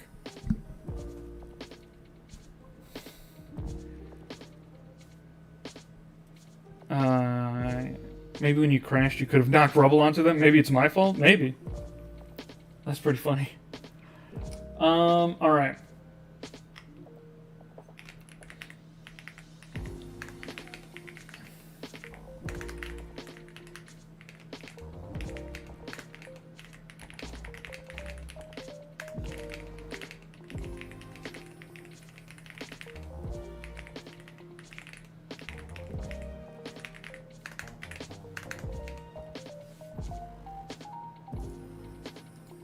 We check for signs of life.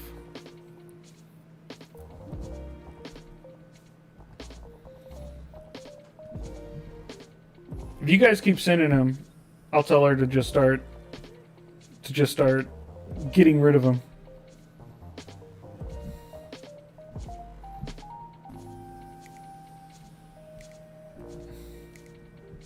Secretly is the reason I don't say look it. Yeah. Will they make a new roadmap or the stuff to come?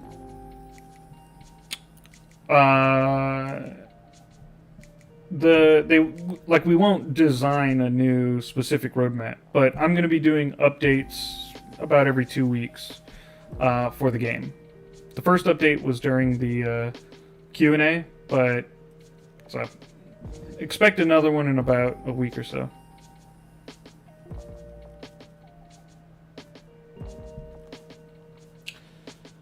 You cautiously advance, the metallic tang of blood growing sharper with every step. Rounding the fallen pillar, the source of the scent becomes horribly clear. A human figure clad in the crude leather and furs of a local tribesman, lies motionless amidst the rubble, a dark, spreading stain blooming on their chest. His eyes stare blankly at the crumbling ceiling. Frozen in a rictus of terror, reaching a hand down, you feel for a pulse, but there is none. The body is cold and the skin already stiffening. The tribesman has been dead for some time, perhaps only a few hours, but definitely deceased. A crude but well-maintained iron shortsword lies clutched in his stiffening hand.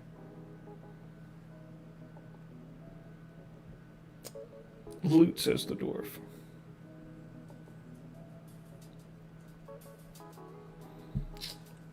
Do we want a short sword though? Anything I don't keep, I guess it's better than a dagger.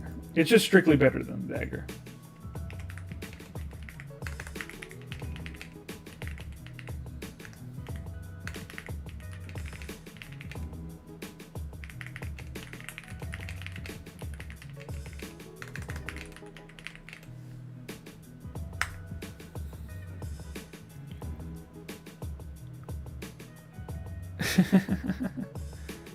Make crunchy fried food so it can improve its acid breath. Crude iron short sword.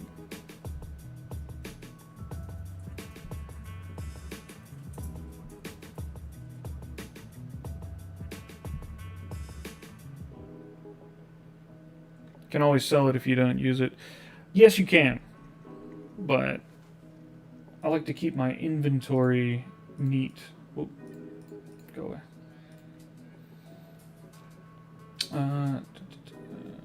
Let's see. Equip.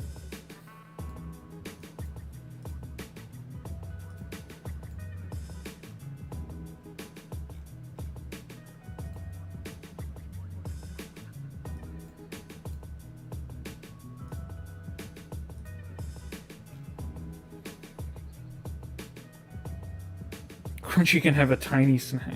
Are you proficient though? I don't think I am. That's fine.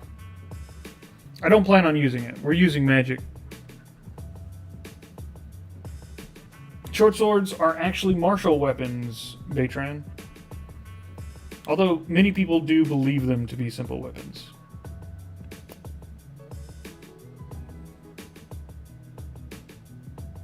I like how we went from eat the egg to protect at all costs. Motherhood changes a person. You're right. My motherly instincts.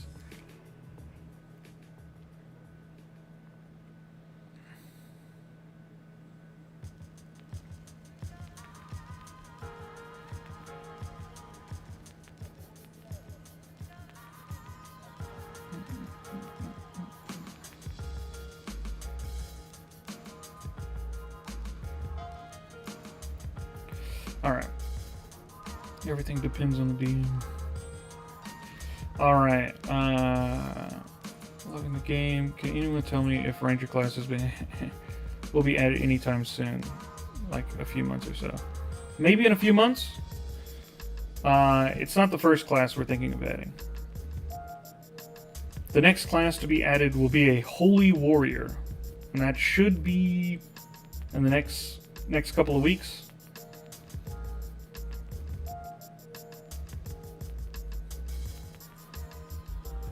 Alright.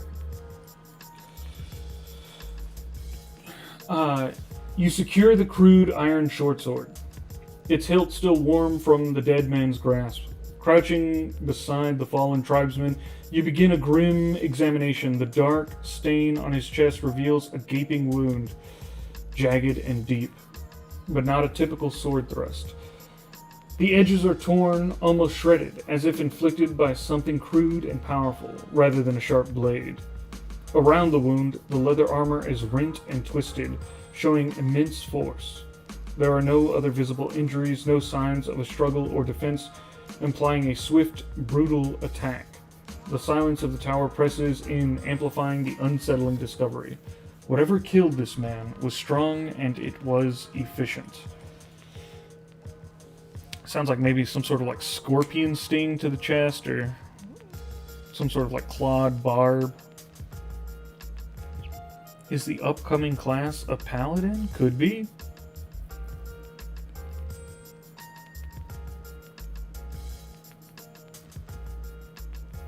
I only know of a few holy warriors. Swashbuckler will not be added as a class. We will not be using any licensed D&D material.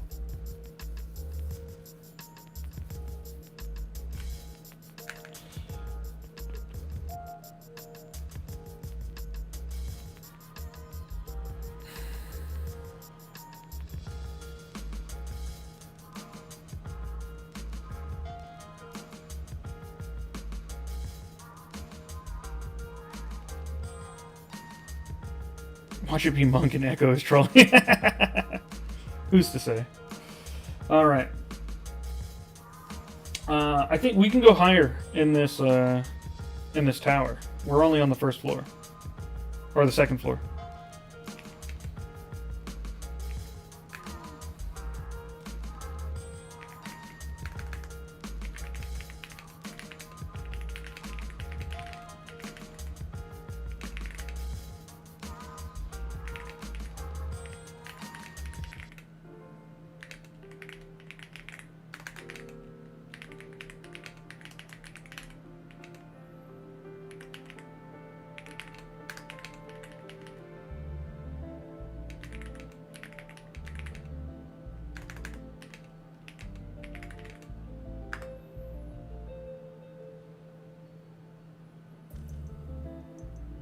You'd like to see Bard, honestly.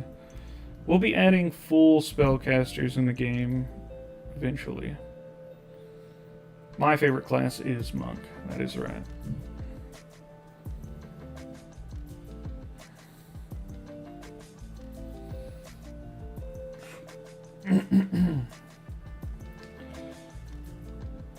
Clutching Crunchy, who lets out a soft, reassuring coo. You begin your ascent up the winding, debris-choked staircase. Each creaking step is deliberate, your senses stretched, scanning every shadow, every broken section of wall for any sign of movement or hidden threat. The air grows colder, the metallic tangled blood slowly fading, replaced by the scent of ancient stone and faint decay. The spiral climb feels endless, the silence broken only by the crunch of your boots on rubble and the occasional dislodged pebble. You pass several darkened, empty chambers, their windows gaping like vacant eyes to the outside world, offering no clues as to the tribesman's attacker. You reach what appears to be the third level, where a section of the floor has completely collapsed, leaving a precarious edge overlooking the lower levels. Ahead, the stairs continue, seemingly leading to the very top of the tower, and the potential answers you seek.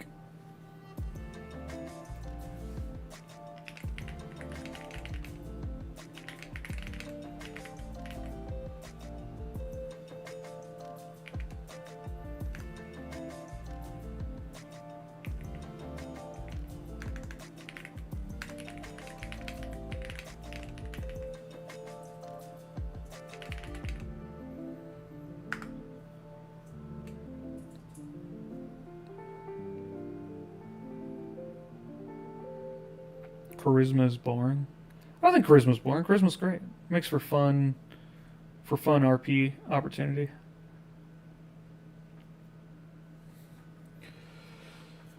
You continue your climb, the winding stairs eventually leading to a final broken section. Pulling yourself up, you emerge onto the exposed summit of the tower. The wind immediately whips at your hair, and the world unfurls beneath you. Vast grassland stretching to the horizon. But your gaze is immediately drawn to the center of the open-air summit. There, a crude altar of stacked stones dominates the space. Upon its flat surface rests a freshly killed deer, its throat slit, entrails carefully arranged in a disturbing spiral. Graphic warning. Dark, strange glyphs painted with what appears to be blood defaced the surrounding flagstones. A small, smoldering fire pit releases a faint, sweet, cloying smoke nearby. Beside it, A collection of bone-tipped arrows and a hide-wrapped package stained with fresh blood lay undisturbed. The scene is both gruesome and ritualistic, and the air here hums with an unsettling energy.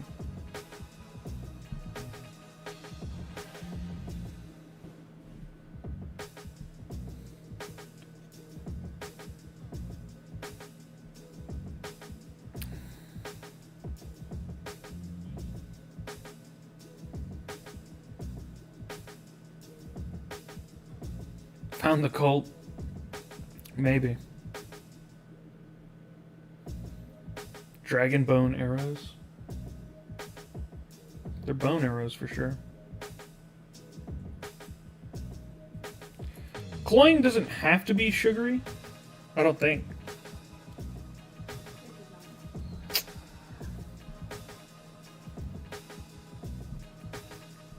Okay.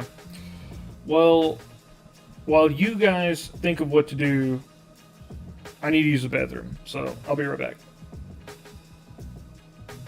Enjoy this animation.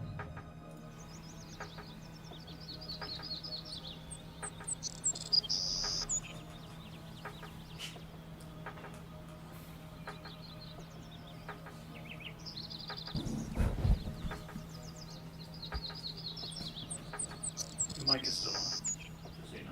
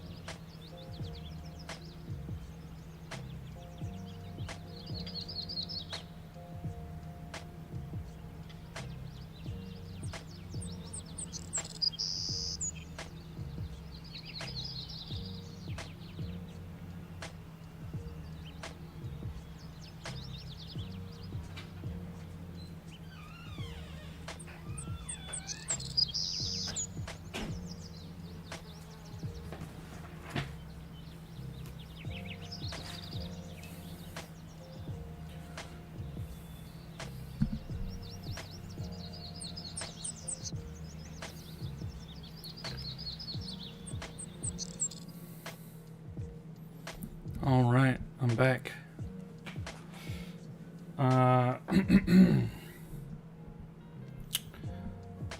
Thank you, Shinjiro Blanco, Bubba, ESW, a Ducky Trebo, and I'm a Happy Fox for the follows and subscription. I appreciate it. I don't know why Twitch says that I have 0 viewers.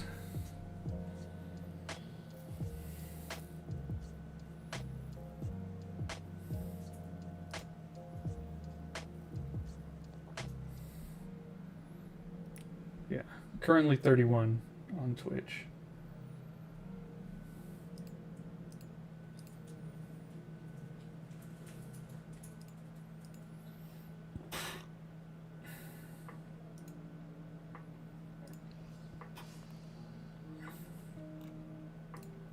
There we go.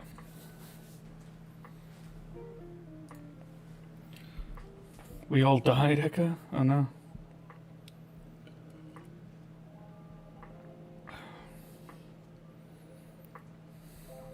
We're ghosts.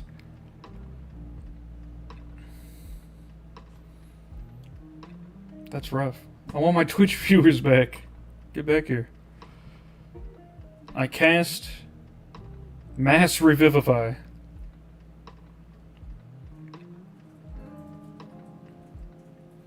Actually, you know what? I'm a Warlock. I just cast Animate Dead. Screw it.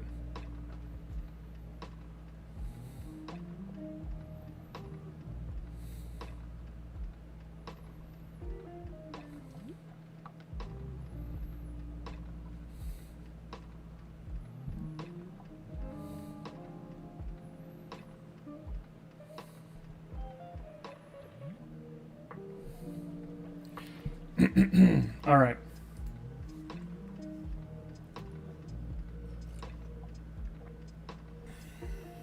So, we have the deer, dark, strange glyphs painted in blood, and a fire, a collection of bone-tipped arrows, and a hide wrap package. Okay.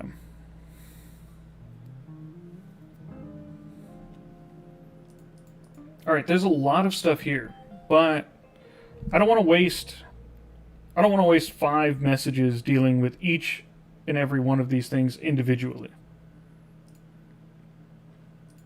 Like, I don't want to go look at the deer and then look at the glyphs and then look at the arrows and then look at the blood and then look at the fire. Like, I want to do all of those things in a faster time, maybe in 2 messages. So we're going to try and get a lot of those things done all at once. So first, yeah, I think we're going to try and read the glyphs. I have my Eyes of the Rune Keeper.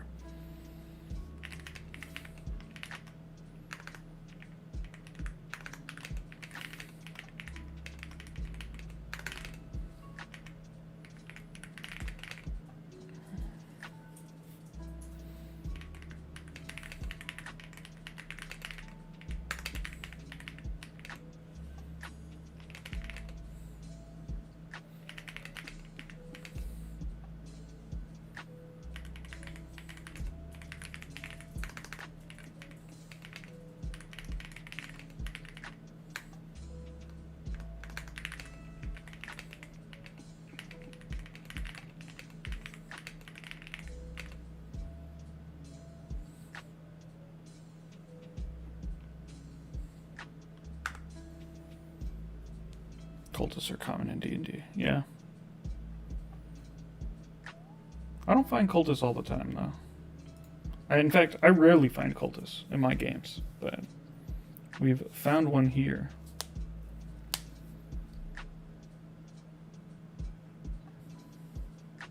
Okay, the DM made me do an ability check, but Eyes of the Runekeeper should let me automatically know that information. I should be able to read that information outright. So I'll see if I can convince the DM of that in my next message.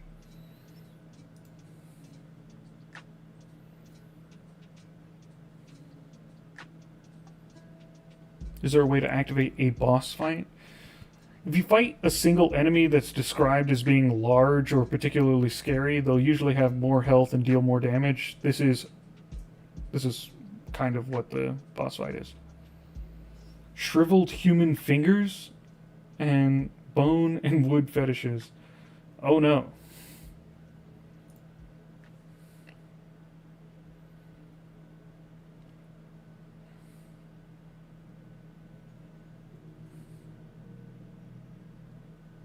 Oh. Okay, we didn't get our message. We got an error. So I'm not gonna panic. We're gonna refresh.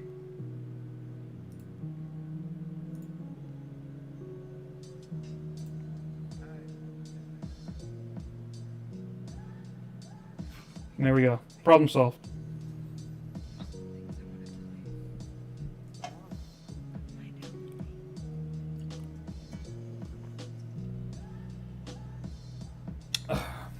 Yeah, we might feed the fingers to the baby. We'll see.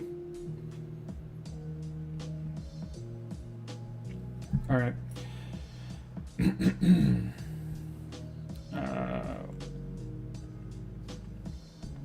You focus your arcane sight, the eyes of the Runekeeper evocation, on the blood-painted glyphs, attempting to decipher the grim message. The symbols writhe and shift under your gaze, a chaotic tangle of foreign magic and primal intent.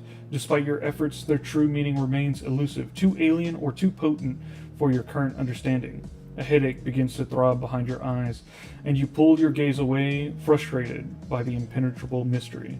Turning your attention to the hide wrap package, you carefully unfasten its crude bindings. Inside, nestled among dried leaves and twigs, are several small, intricately carved fetishes made from bone and dark wood. More disturbing are the handful of shriveled, blood-crusted fingers, clearly human, tied together with sinew. The contents speak of dark magic and unsettling rituals, confirming the malevolent aura of the tower's summit. Gruesome. The scent of the dried blood and ancient magic clings to the crude fetishes and the horrifying bundle of fingers. Holding them, a chill runs through you that has nothing to do with the mountain air. These are not merely gruesome trophies, but tools of some dark, primal ritual. The presence of such items, combined with the freshly sacrificed deer and the smoldering fire, paints a vivid and disturbing picture of the activities conducted here. The wind howls a mournful dirge around the tower's peak, carrying with it the unsettling implications of what or who might be performing such grisly rites in this desolate place.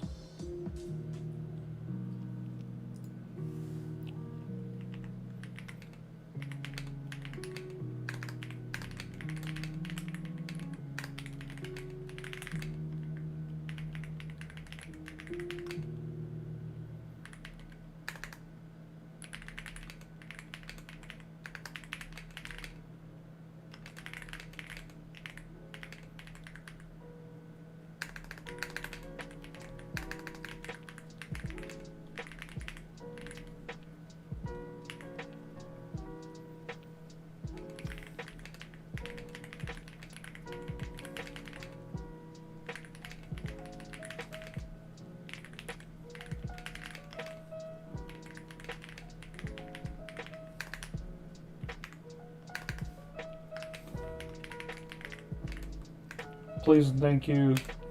Tell the DM what you want very clearly.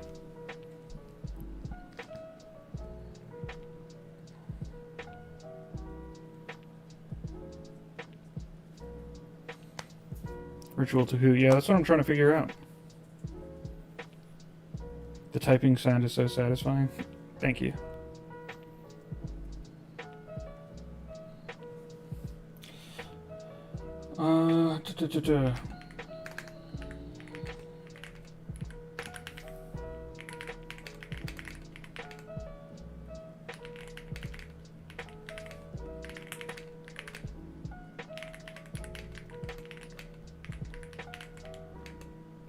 We'll also let Crunchy look around for a while. We want him more involved with the story. 10 hours of echo typing ASMR?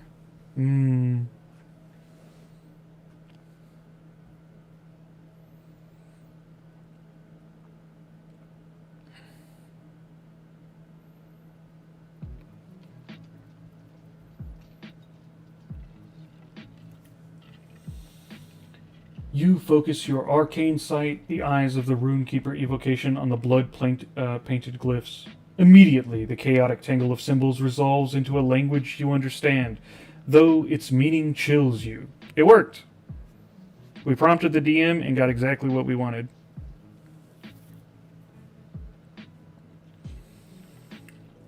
They speak offerings to the Hungering Maw, a dark entity demanding tribute of flesh and fear to grant power and ward off the sun-scorched.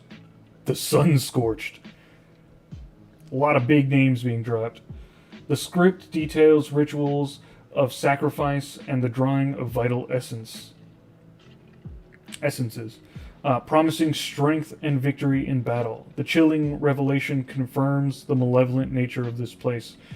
Crunchy, sensing your shift in attention, squirms eagerly, You gently set the wormling down, and it immediately begins to explore, its tiny snout sniffing curiously at the smoldering embers of the fire pit, and then towards the bloodied deer carcass, a low, inquisitive rumble emanating from its chest. Turning back to the hide-wrapped package, the memory of its gruesome contents lingers. The intricately carved bone and wood fetishes, and the shriveled, blood-crusted human fingers tied with sinew. The items now make chilling sense in the context of the glyphs, clearly implements or offerings for the Hungering Maw.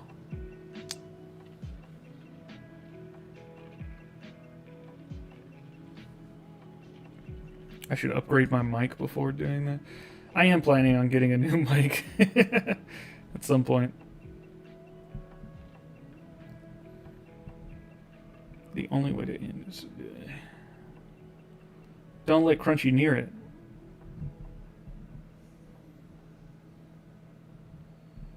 I don't know. I think he should take the magic from it. Allison Castling and Nobody. Thank you for the subscription and the follow. Hungering Maw does sound like... I think there may have been a Dimension 20 campaign that had the Hungering Maw. The like fruit and vegetable one.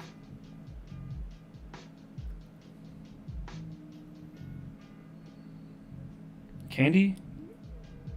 The court of candy or something like that? Yeah. Is the deer rotten too? No, it just recently died. Hungry Maw is the glimpse of hunger. Alright.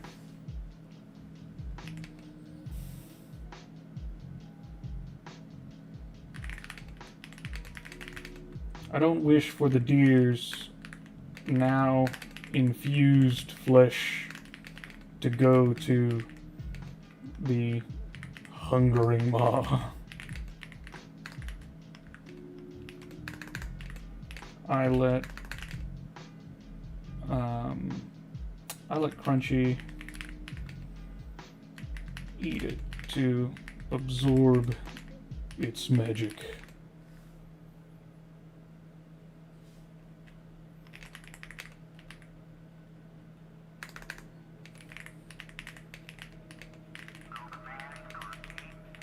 We're going full tribal barbarian here.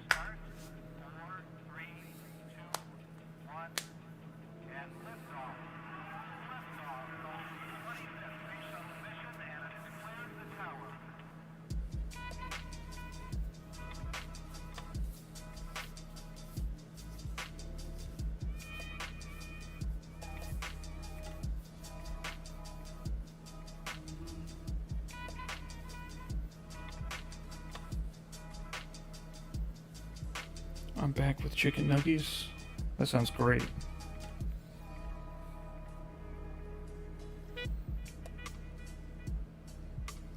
Alright.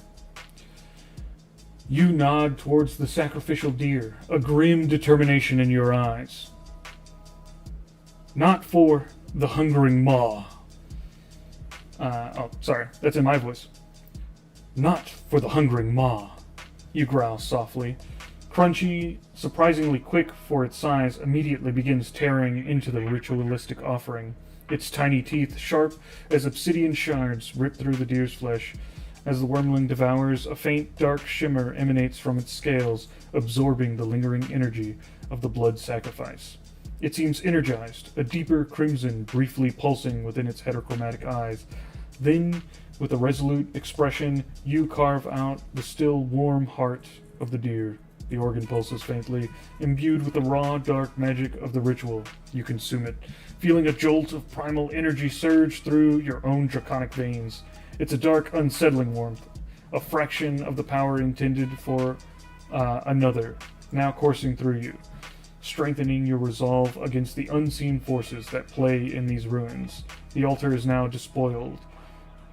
its intended offering consumed by you and your wormling, its dark purpose thwarted.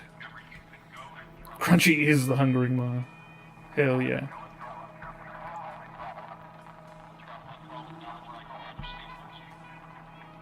Alright, me and Crunchy now powered up.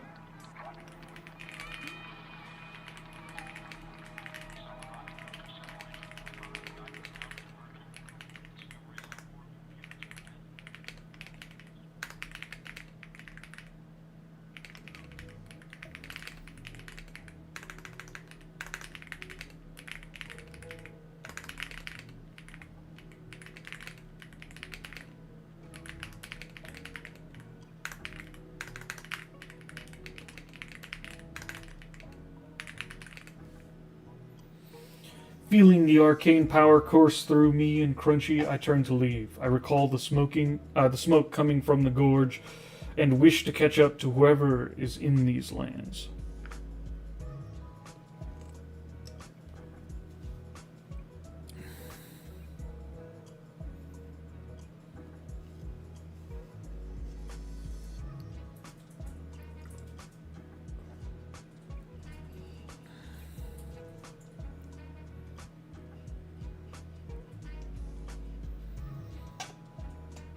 Just so you know, if you at me and you don't say anything, I probably won't respond. There's nothing for me to say.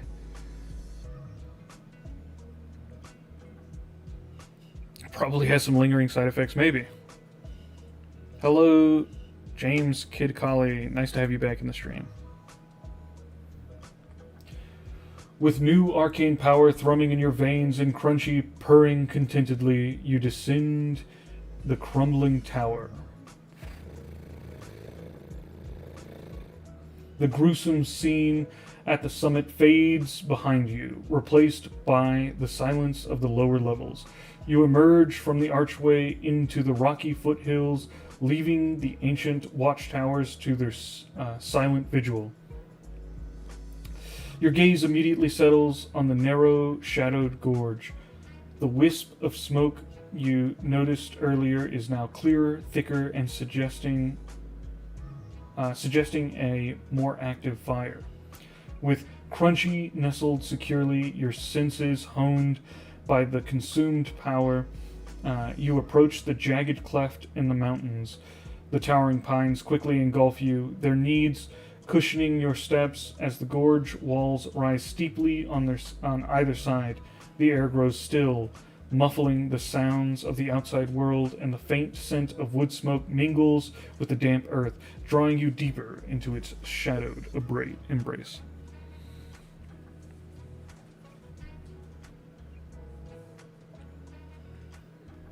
Echo, don't know if you said or not, but did you see the AI art of Crunchy I put in the Discord? I haven't seen it yet. Let me see. Oh, he's very cute. What a good little boy. He does seem to have 3 wings, though.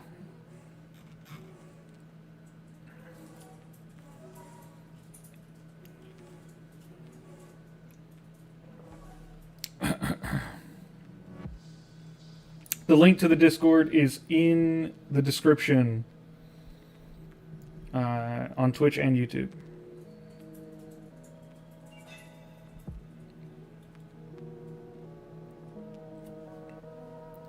All right. Let's try and sneak up on whatever this guy is.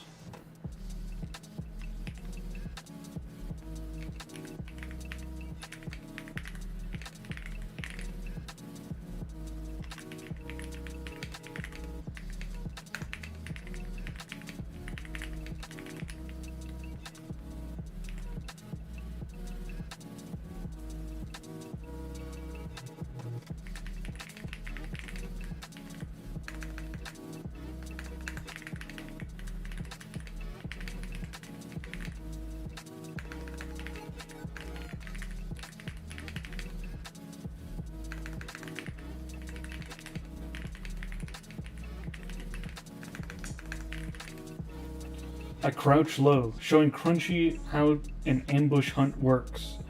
I move towards the fire to try and catch whatever is here off guard.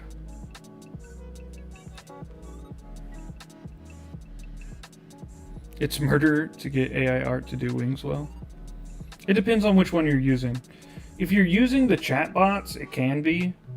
If you're using a dedicated, like if you're prompting only the art model itself, it can be a lot better.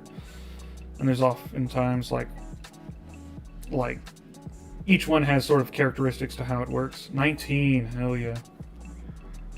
21 total.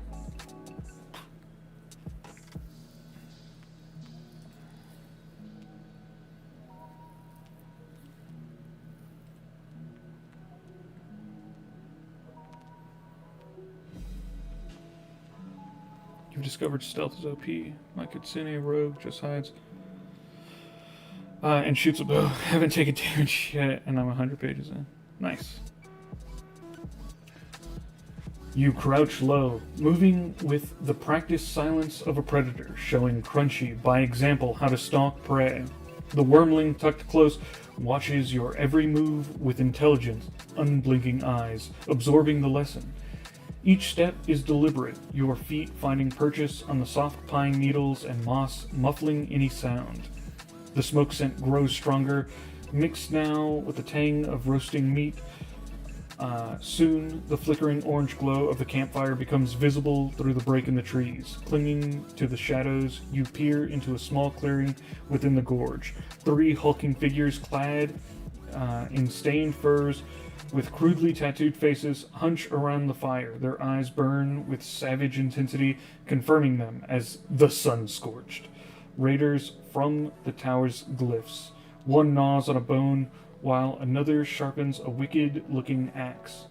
The third gestures wildly, a guttural language spilling from its lips as he points back towards the plains, his voice thick with fanaticism.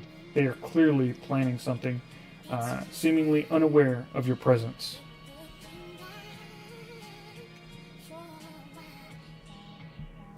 Okay. So, I'm going to try and take one of these enemies out before we get in combat.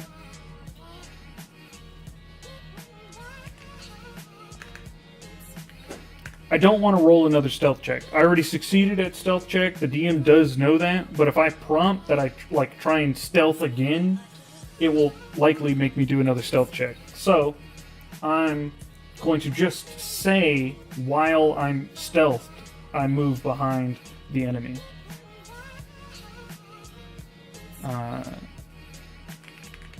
While still hidden, I move behind one of the sun-scorched.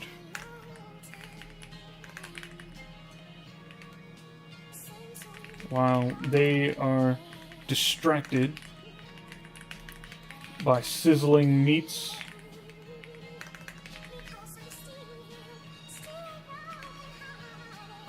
I open my jaws wide and breathe out magma on one of the unsuspecting barbarians.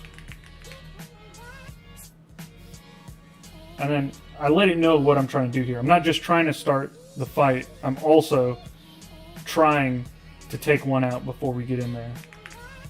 Looking to bring their numbers down before the conflict ensues.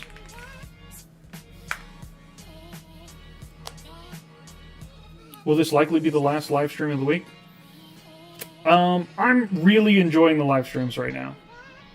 I might, if my wife isn't pissed off with me by that point for live streaming, then I might do more. And if my voice holds up.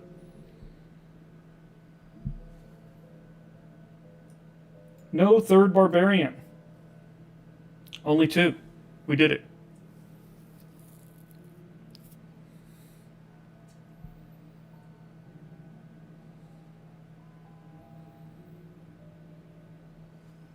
Wifely vengeance.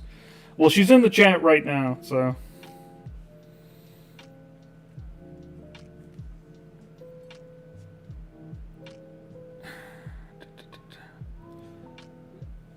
Just started, so he will produce a lot more for fun now. Yeah. Yeah. I have my own games I do a couple of days during the week and on weekends, so I probably won't do them every day, but at least for now, I'm really enjoying them. So if people really want them and I'm able to do them, I'll keep I'll keep trying to do them. All right, let's see how it goes. You remain hidden, crunchy, silent, and still against your chest. As you focus your power, the molten cracks on your scales glow intently. With a sudden, terrifying lunge, you erupt from the shadows, aiming a concentrated stream of magma breath directly at the back of one of the unsuspecting barbarians. The air shimmers with heat as the scorching lava engulfs the hulking figure. A horrifying scream tears from his throat as he thrashes, his fur clothing igniting instantly, his skin blistering and charring. He collapses, smoking and still. A gruesome end. The other two barbarians whirl around, their eyes wide with shock, and then contorting into furious rage as they spot you, their weapons immediately coming to bear. They snarl, "Treachery for the Maw!" Your sudden attack erupts the quiet clearing into chaos as the remnant barbarians bellow in rage, lunging to avenge their fallen comrade.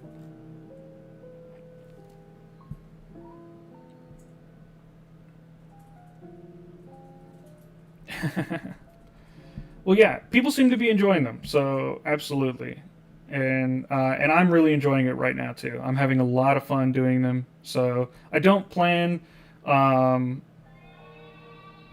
don't plan on like stopping soon, but we'll see. My voice has been taking a beating over the last couple of streams, so if I still feel good tomorrow, then maybe I'll do one tomorrow. We'll see.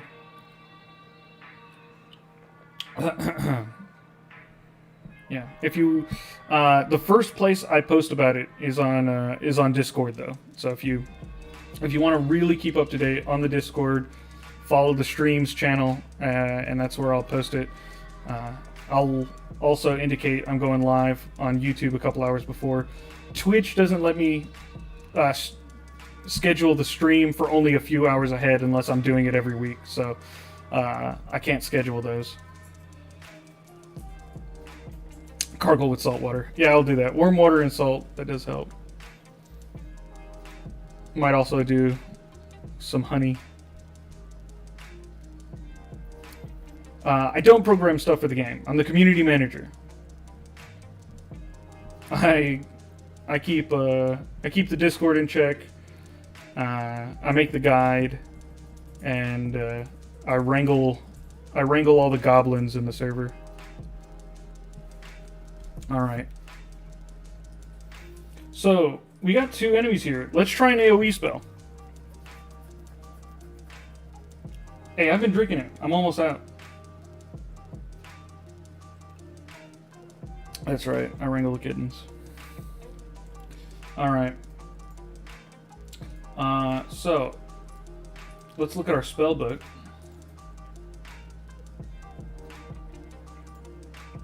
We got Hysterica, Glimpse of Hunger, and Unseen Servant. I think Glimpse of Hunger is the one to use right now. 2d6 slashing damage. On average, that's 7 damage. And a 15-foot cone. I think that should be able to hit 2 people that were sitting around a fire. This spell does have a bug where sometimes it hits you. So we'll want to be careful about how we word it. And if the DM tries to hit me.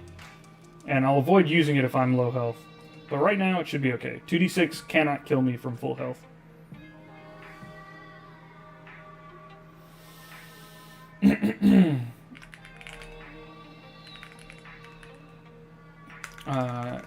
Having gotten the jump on the barbarians, and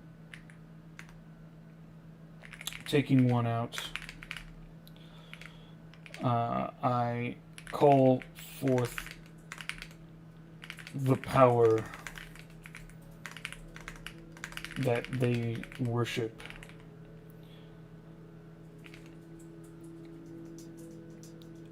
I give them a glimpse of their god, the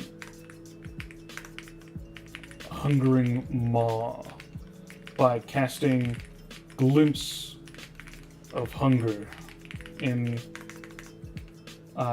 their direction, hitting both of them as they stand around the campfire.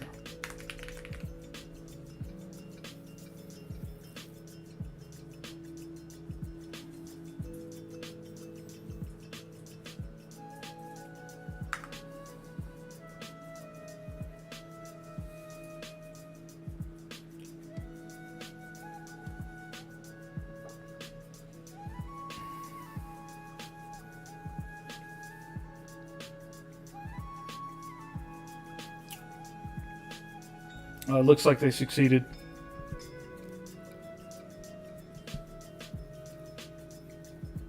Ooh, and I'm getting hit.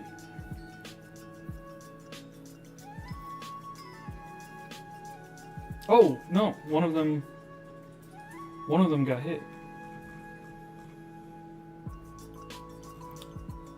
Okay, one succeeded and one failed. Hey, that's crazy. Okay. Where? Okay, it looks like it may have posted twice as a visual bug, but let's see what it says. The air crackles around you as you channel the raw, dark power within. With a guttural chant, you unleash a terrifying vision upon the remaining sun-scorched barbarians. A spectral maw, teeth like jagged obsidian, and a gullet of swirling void erupts from your outstretched hand, rushing towards the frenzied warriors. You cast Glimpse of Hunger at Scorched Barbarian 1, a terrifying spectral maw appearing and tearing at him. He rolled a 4 against my DC 13, dealing 7 points of damage and applying bleeding. He died. The monstrous maw tears into Sun-Scorched Barbarian 1, leaving deep gashes in his flesh. Blood streams from the wounds and his eyes widen in terror as he recoils from the horrifying vision. He clutches his bleeding side, his furious war cries turning to pained gasps. I also cast it on the second barbarian, but he succeeds. The monstrous maw tears into Scorched Barbarian 1, leaving gashes in his flesh. Oh, sorry, that's 1. Sun-Scorched Barbarian 2, however, manages to leap back, barely evading the spectral maw as it snaps shut where he once stood. He snarls, his fanaticism seemingly unfazed by your display of dark power. You have unleashed rage contorting his features. The second Sun-Scorched Barbarian lets out a guttural scream. Raising his crude, blood-stained axe high above his head as he charges towards you, aiming to cleave you in two. 15 versus 13, that's a hit. I need better armor. 3 points of slashing damage. The barbarian's axe connects with a sickening thud against your shoulder. The force of the blow jarring your very bones and leaving a painful bleeding gash. And then, yeah, for some reason it repeated all of the messages, but that's fine. Agonizing Eldritch Blast. We have Agonizing Blast. Oh, it casts the spell twice rather than casting it once. So that's a bug. I should only be able to cast the spell once. It ate both of my spell slots.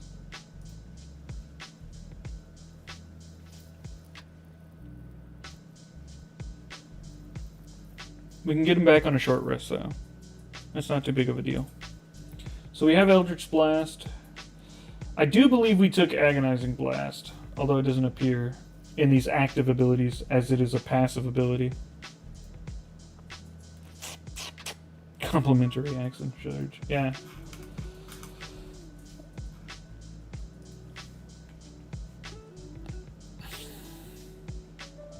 Oh yeah, with double spell allowance.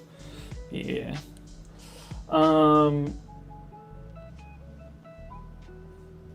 I stagger back from the blow. I then raise my hand and summon the power of Tiamat. I should capitalize it. I call forth an eldritch blast, empowered by agonizing blast. My eldritch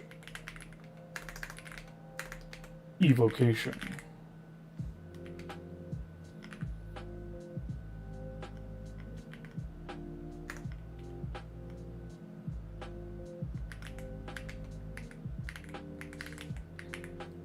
Die, barbarian.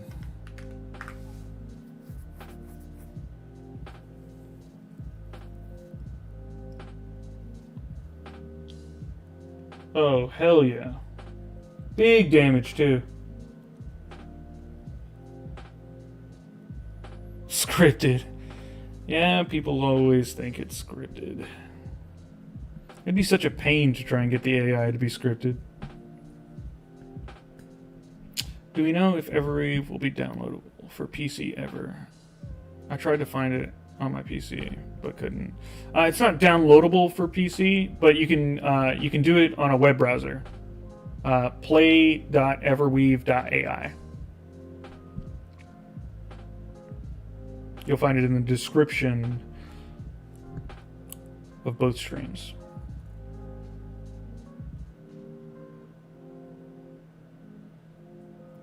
Go to the Twitch hub and put the category of the stream, or none will see this stream.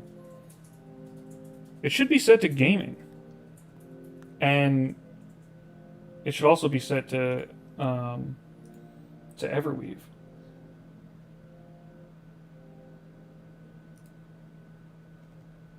Is it not? Category, Everweave. Yeah. The category selected is Everweave. Mobile game, RPG.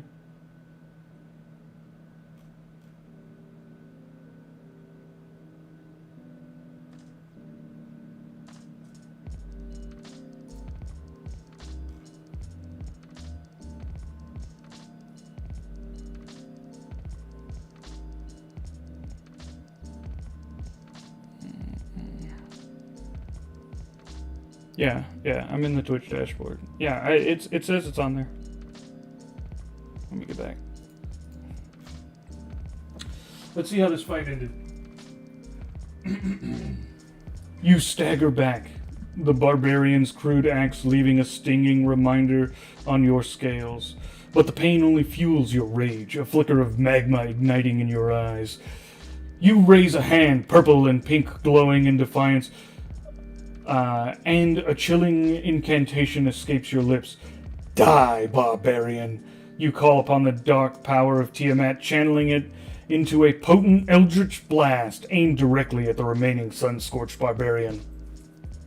I don't know why the DM is double posting for combat right now, but it's not causing any problems. It just is doing it.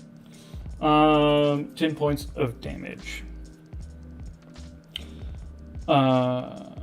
The dark energy from your eldritch blast crackles around the barbarian as he glares at you, his war cries momentarily silenced by the force of your attack.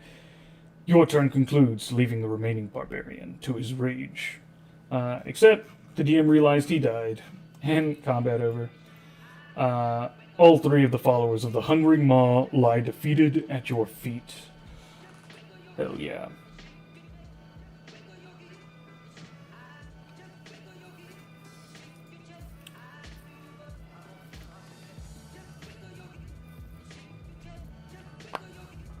Alright. Don't know what this is, but hella cool. You don't see it when you search Everweave? Interesting.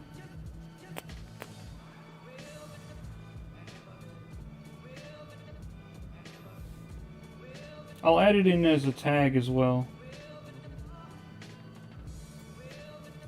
Hopefully that'll help.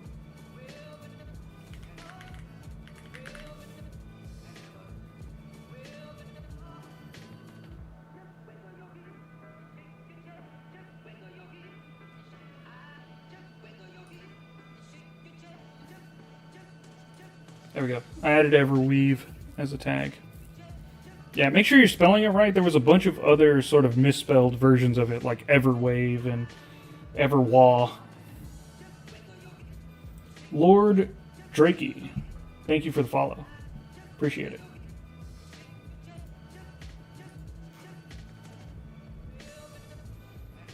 DM my Otherworldly patron. Tiamat is God, Celestial. Why aren't I a Celestial Warlock? Well, you're Fiend. That's the only subclass available for Warlock right now.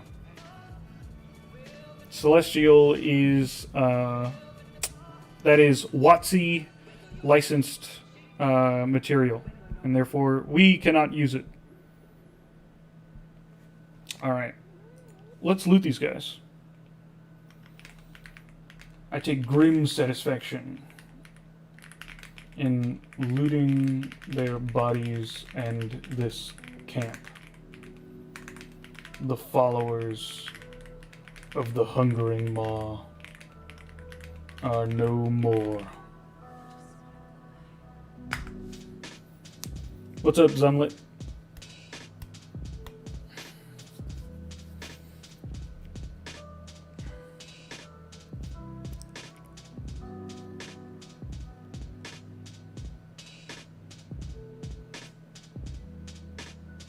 Can you use your character from mobile on the PC version? Yes, you can.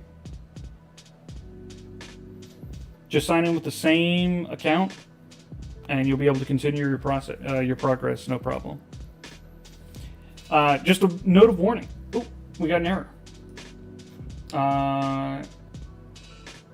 Let's see. Okay, no problem. I'll just resend the message. See if that works.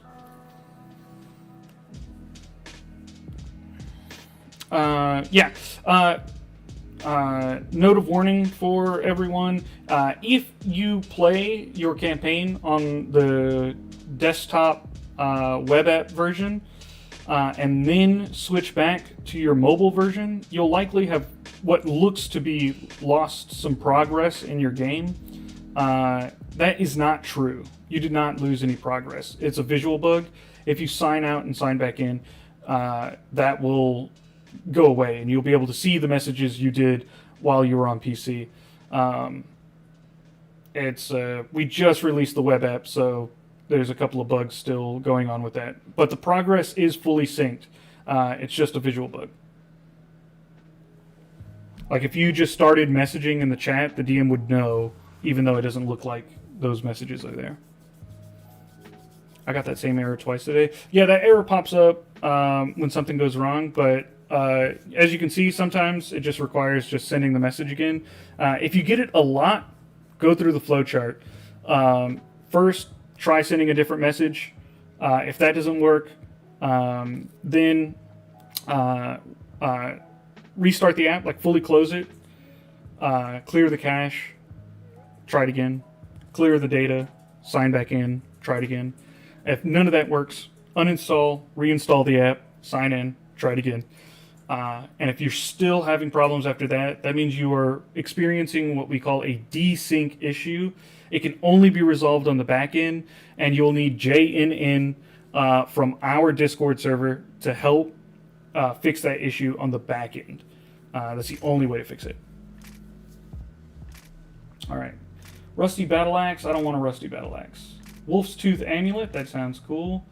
Crude Hide Shield. Don't really want it. Ceramic Flask of Foul Liquor. Don't think so. Coil of Sturdy Rope. Don't care. Dried Meat Rations. That could be good for crunchy. And a Flint and Steel Kit. Good for setting fires quickly. Although I can breathe magma, so actually not super useful. I will take the meat rations and the amulet.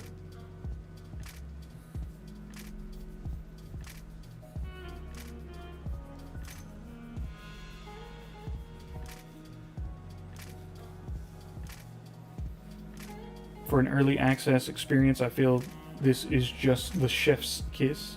Yeah, I appreciate it. Yeah, the game has bugs and things like that, that's for sure. You know, we're in early access, it's going to have bugs, it's going to have issues. That's why we put a big warning as soon as you join the game that it is in early access and that there will be bugs. But yeah, we're constantly working on trying to iron those out and give people the best play experience. That's also why I'm in the server, like, all the time, trying to make sure people's bug problems are getting fixed.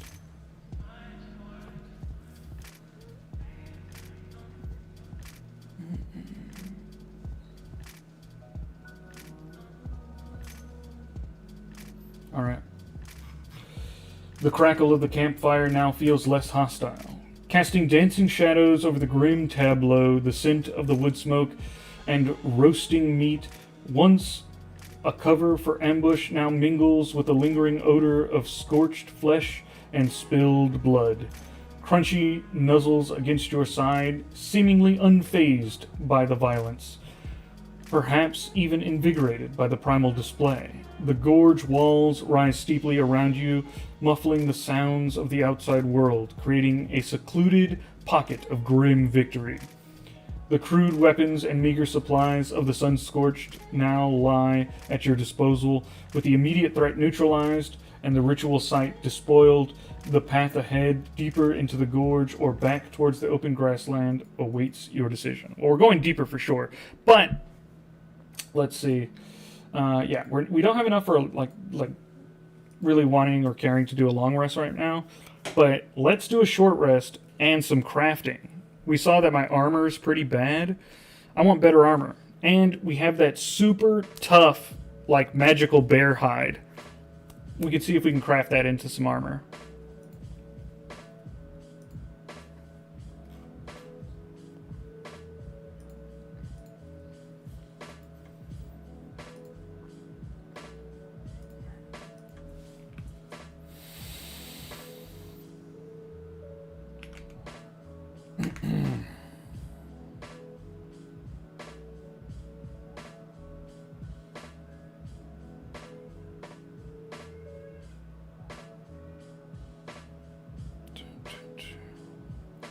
All right. I sit down to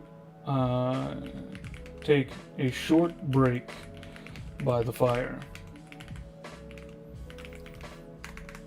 While I do so, I pull out, let's get an exact name here, the Shaggy Beast Hide.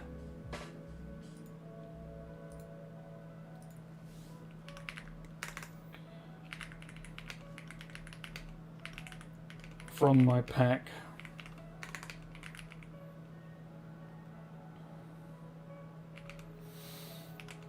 I remember how tough the creature I got it from was, and wish to craft some armor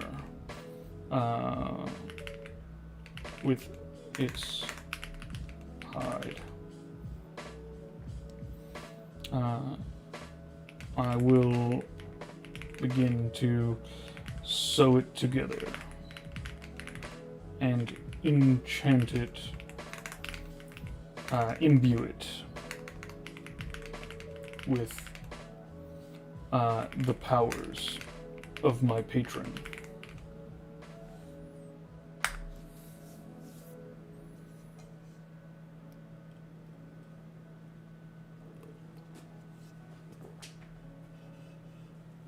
Dwarf Grandpa, Elf Grandma.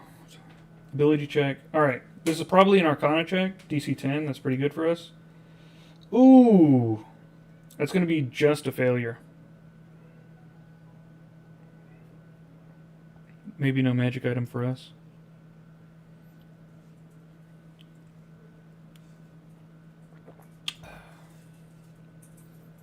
Oh man, I'm fully out of water.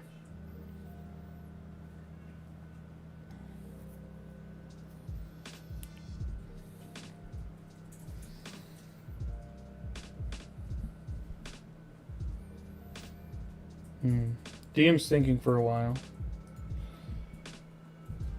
Crude hide armor. Ah. So I made something, but it's not so great.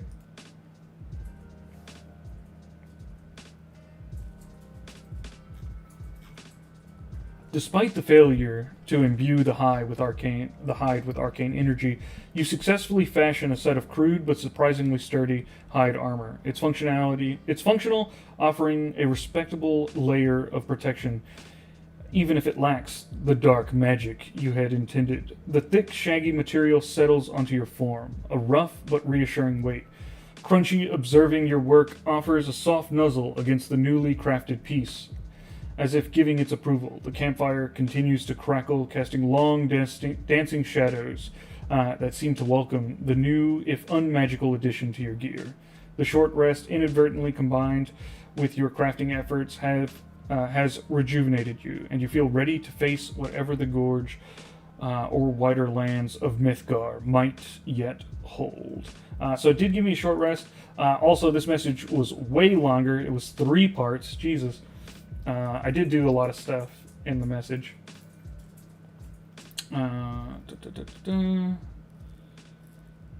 Yeah, seems like it just let me craft the armor no problem, but I failed the imbuing check.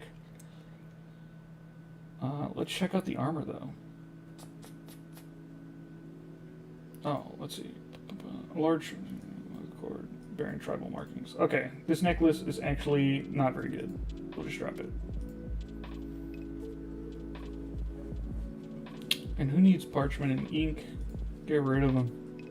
Crude hide armor. AC 12. Looks like it's considered leather armor. But that's better than what I have right now. And that brings me up to a 14.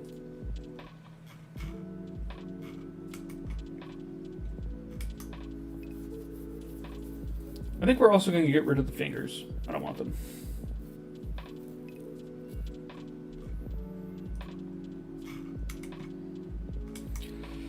How long have you carried that untanned hide? For about 1 day. You'd get a whisper, and Echo hasn't given any out recently.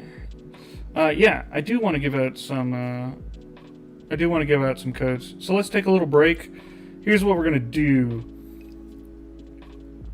Everyone in chat that wants a chance at winning a message, you're all going to post 1 time, okay? You got 1 chance. If I see your name twice, you're disqualified. Alright? I'm gonna pick a number between 1 and 500. Nah, there's only 50 people. I'm gonna pick a number between 1 and 100. The first person to get within 1 of my answer will get a code. Alright. So, my number is chosen.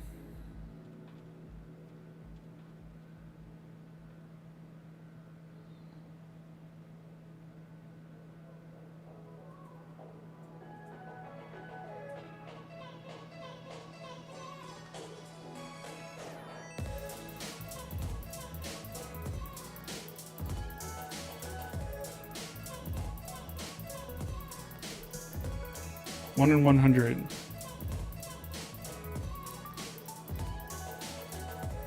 I haven't seen it yet. Okay, we'll give 5 more seconds, and then everyone will be able to submit another number. 5, 4, 3, 2, 1. Second answers. Let's see them.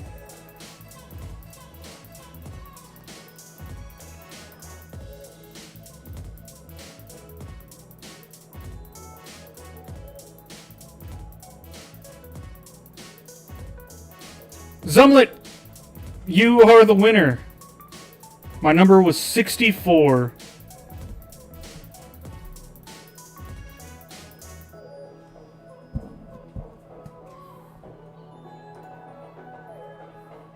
I think you won one earlier today, too.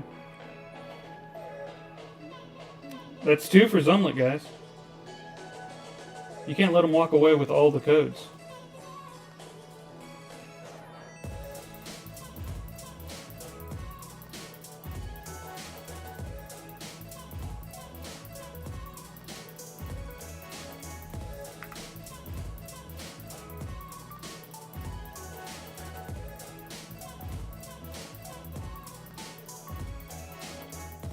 I was going off of who got it first.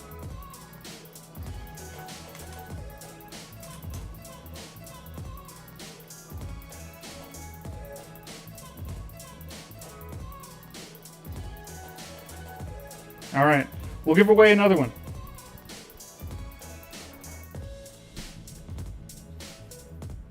All right. I am thinking of a fish. What fish am I thinking of? One message. Go.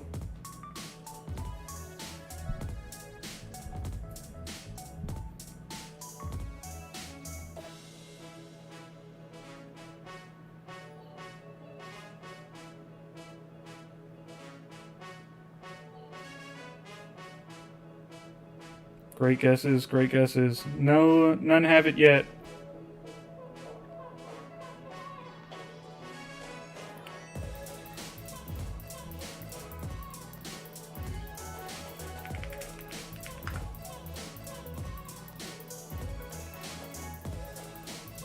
Someone got close. Not quite, though.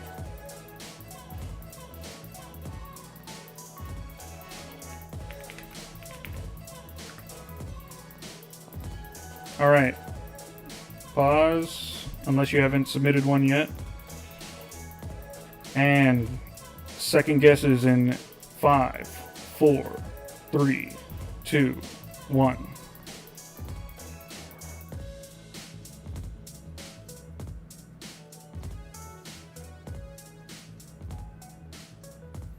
It's an ocean fish. Plenty of them. Real big. Come on. Someone got it pretty close.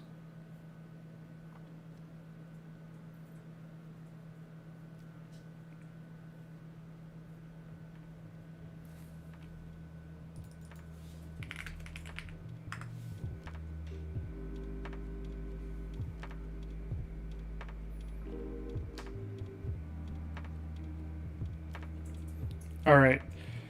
Third chance coming in. All right. Third chance. Here's the clue. All right. Before you type it, here it is. It is a large ocean fish that likes to swim near the surface on its side.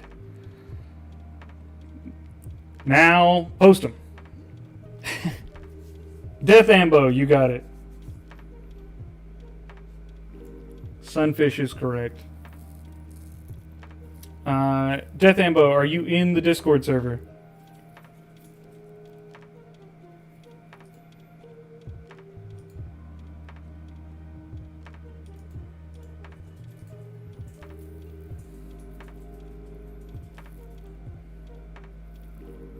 I can't send it to you on YouTube, so if you want it, you got to be in the Discord server.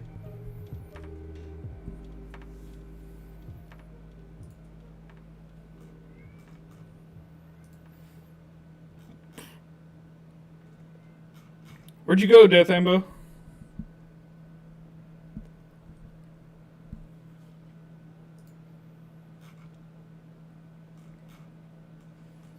At me in the Discord.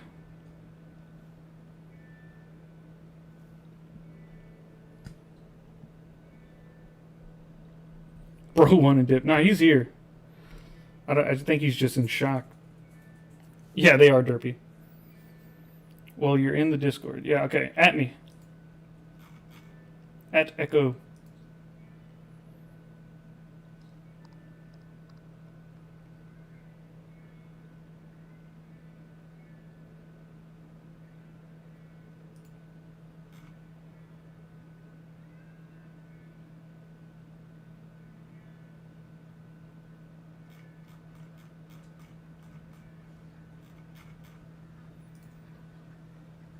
Same name. Sorry. My chat has a delay. You're saying same thing. Yeah.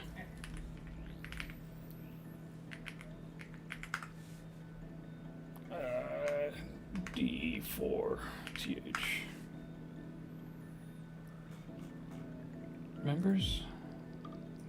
D4ATH.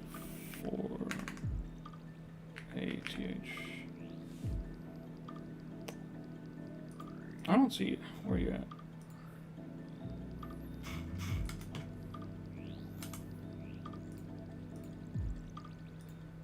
There we go. Is that you? Oh god, streamer mode's enabled. Yes. Alright.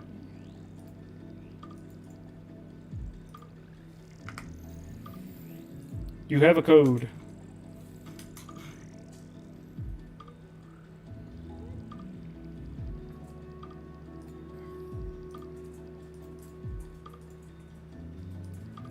Alright.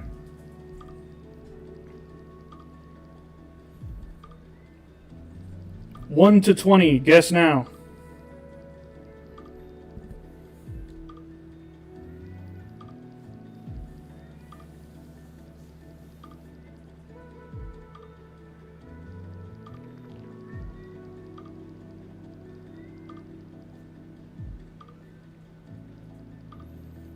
There it is. Grimall. You won. 17 was the correct answer.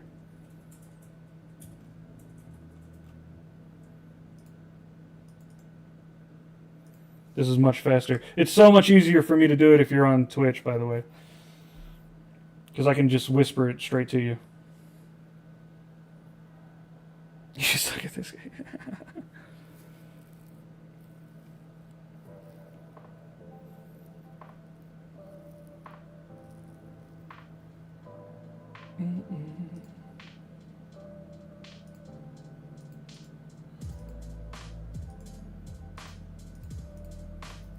Okay. Everyone, choose your favorite letter of the alphabet. Go.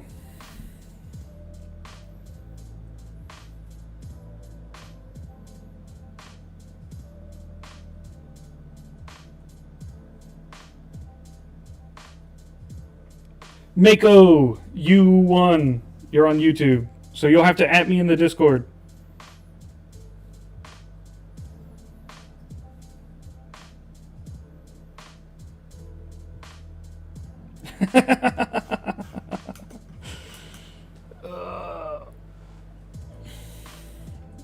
Okay. That'll probably be the last code we give away on the stream tonight. Maybe one at the end. I'll do one more right at the very, very end. Which is in about 20 minutes.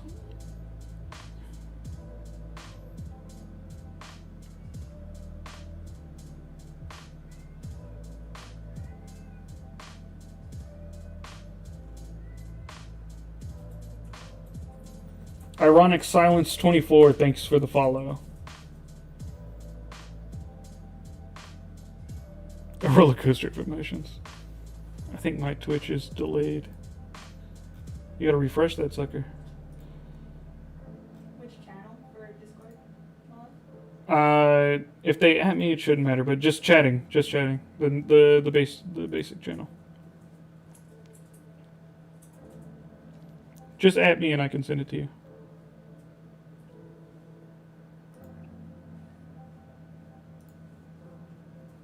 This is so funny. Yeah.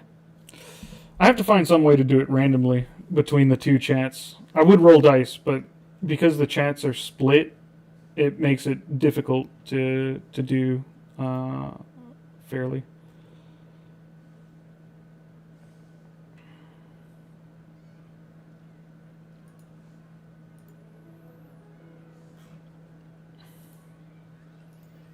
Yeah, and make sure to @echo, so I can see it's you.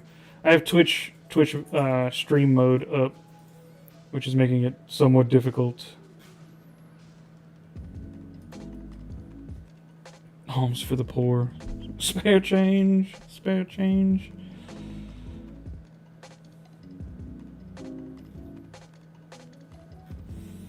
Yeah, this is kind of difficult to do. Yeah, I might start doing, like, the full chat gets, message packs. But I have to get that approved, and we have to make them sort of like limited in how often they can be used and whatnot, so that they aren't used by people outside of the stream. Liliana, thanks. Oh, okay. Matt, hello. Nico, all right, I believe you. Here is your code.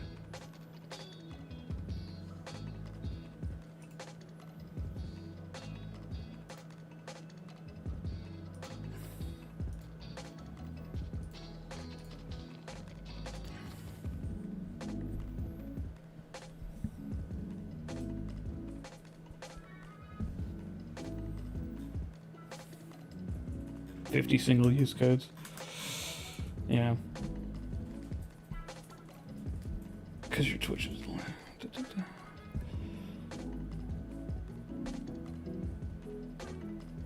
All right. I think we have time for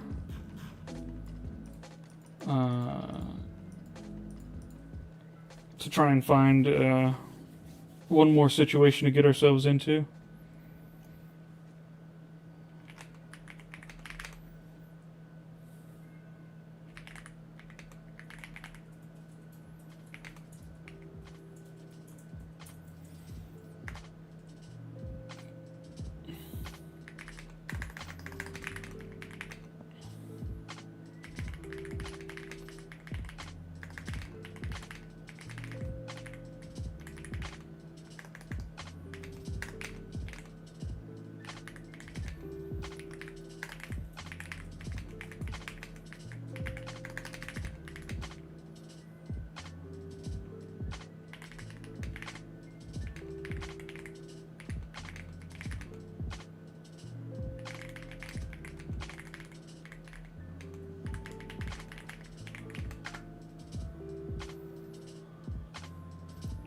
Yeah, Crunchy's officially my baby. I birthed them from an egg. They even have my eyes.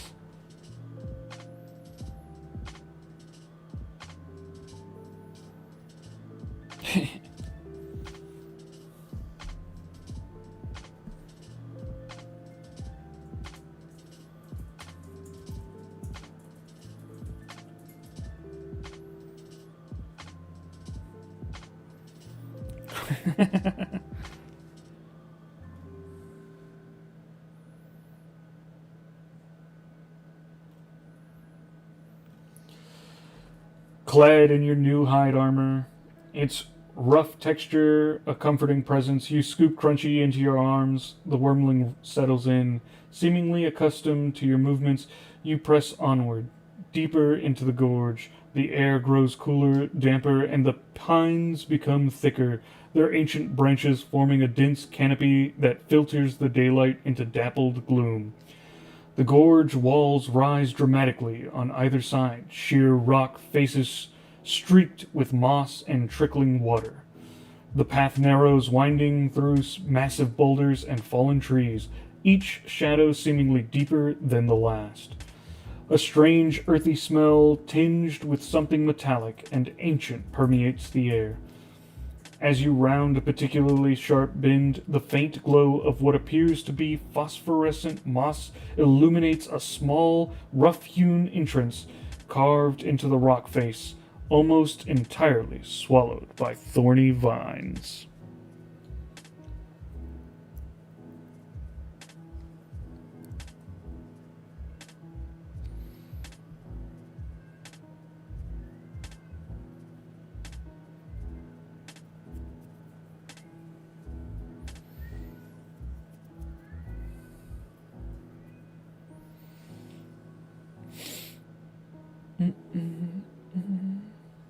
Alright.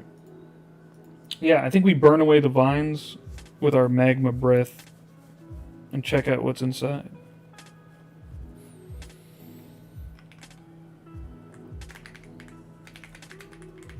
Oh, first, let's see if we got our spell slots back.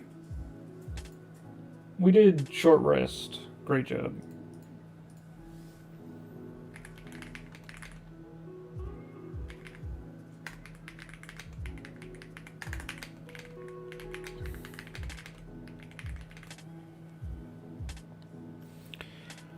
Did the code get sent? I have no clue how to work Discord on mobile and don't have access to my computer right now.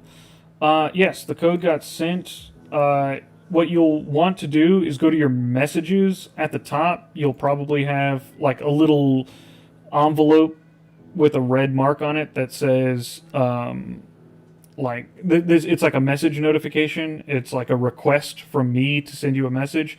Accept the request, and the message will be waiting for you there.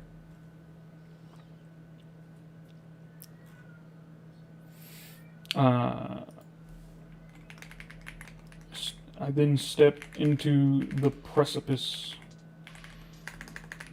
of the cavern? I don't know how to spell precipice. There we are. I spelled it right the first time. Darn you.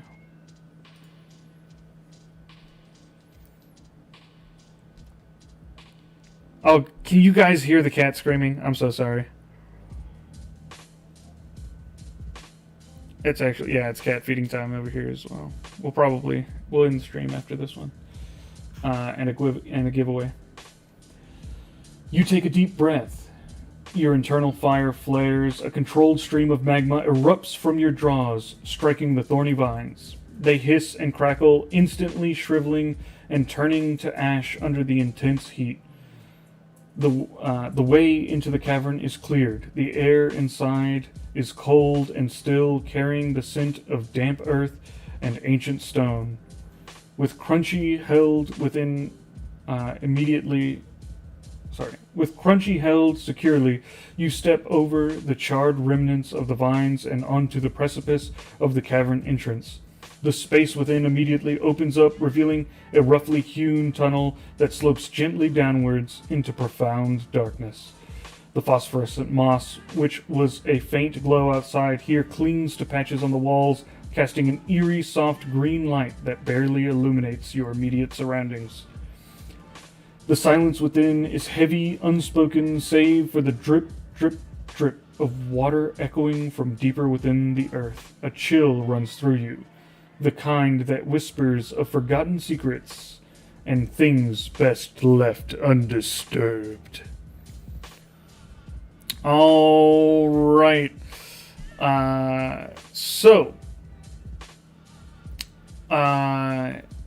Yeah.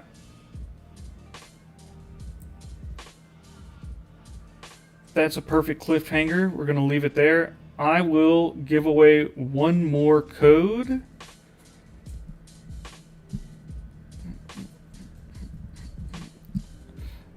Okay. Show of hands.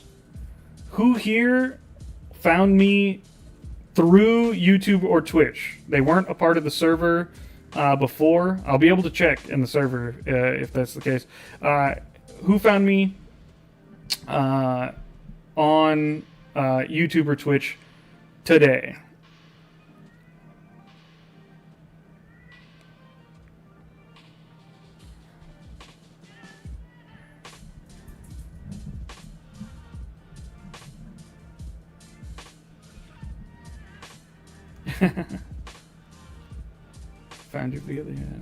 Found you yesterday.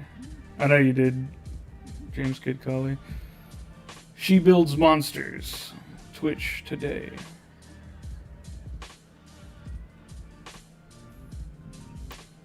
I don't think so, Zumlet. Or maybe you did, but...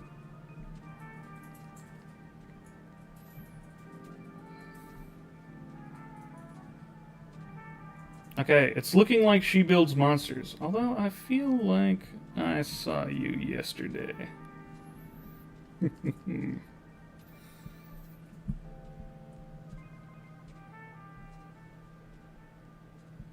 Okay. She builds monsters. Do you have a name in Discord?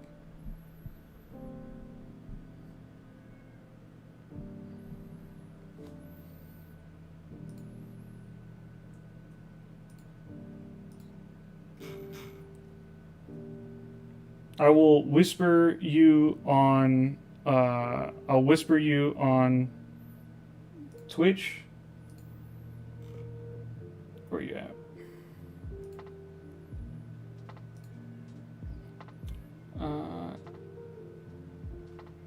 I was in the Discord. Is that what that says? I was on the Discord though. Not sure that counts, but first Twitch stream.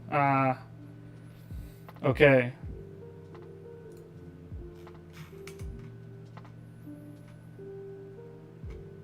All right. Well then, we will do a different test. Echo ASMR.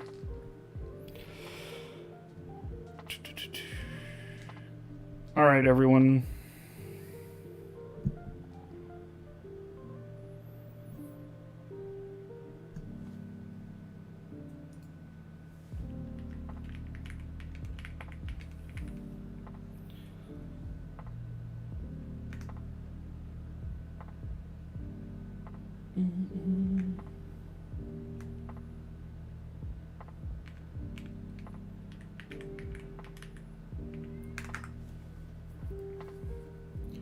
Who can tell me what the square root of 441 is?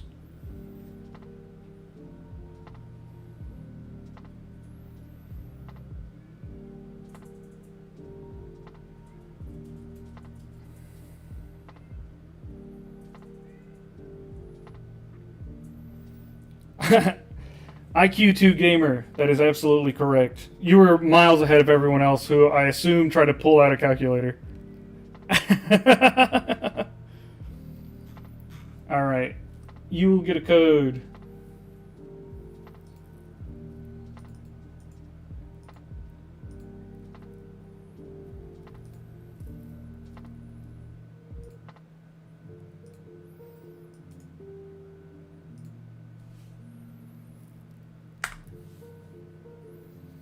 Rewarding math nerds, you monster. Absolutely.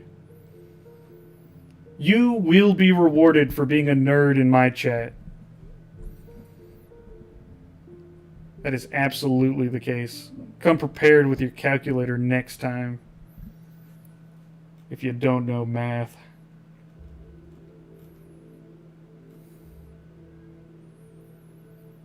Math is the darkest form of sorcery. To some, that is definitely true.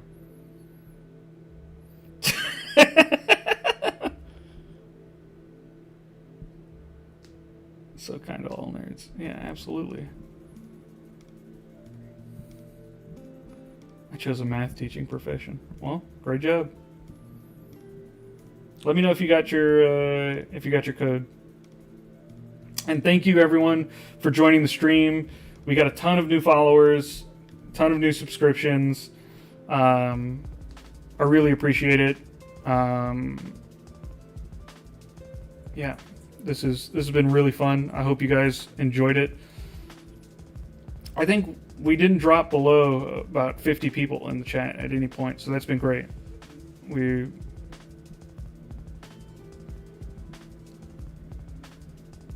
had a really good showing. Thank you very much. No problem. I will see all of you likely in the Discord. For anyone who does just follow me on YouTube or Twitch, I do hang out in the Discord. I'm chatting on there all the time, as several of the people in here can tell you. So if you want to hang out, you want to talk about Everweave, the Discord is an awesome place. The community is amazing there. Everything's PG-13, but other than that, everyone there is lovely, really helpful, and loves talking about the game. So you'll find plenty of fun nerds in there. I recommend joining if you haven't. Also, that's where you'll find the latest information about the game. Dragane, thank you for the follow.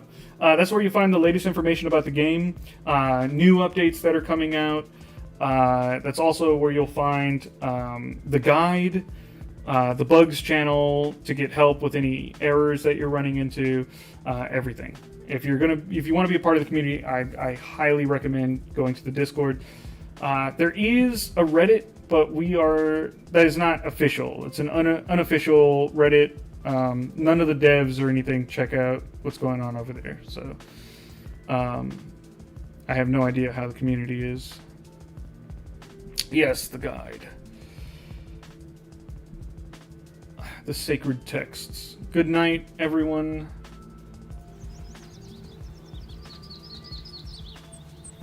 I hope you all had a great time.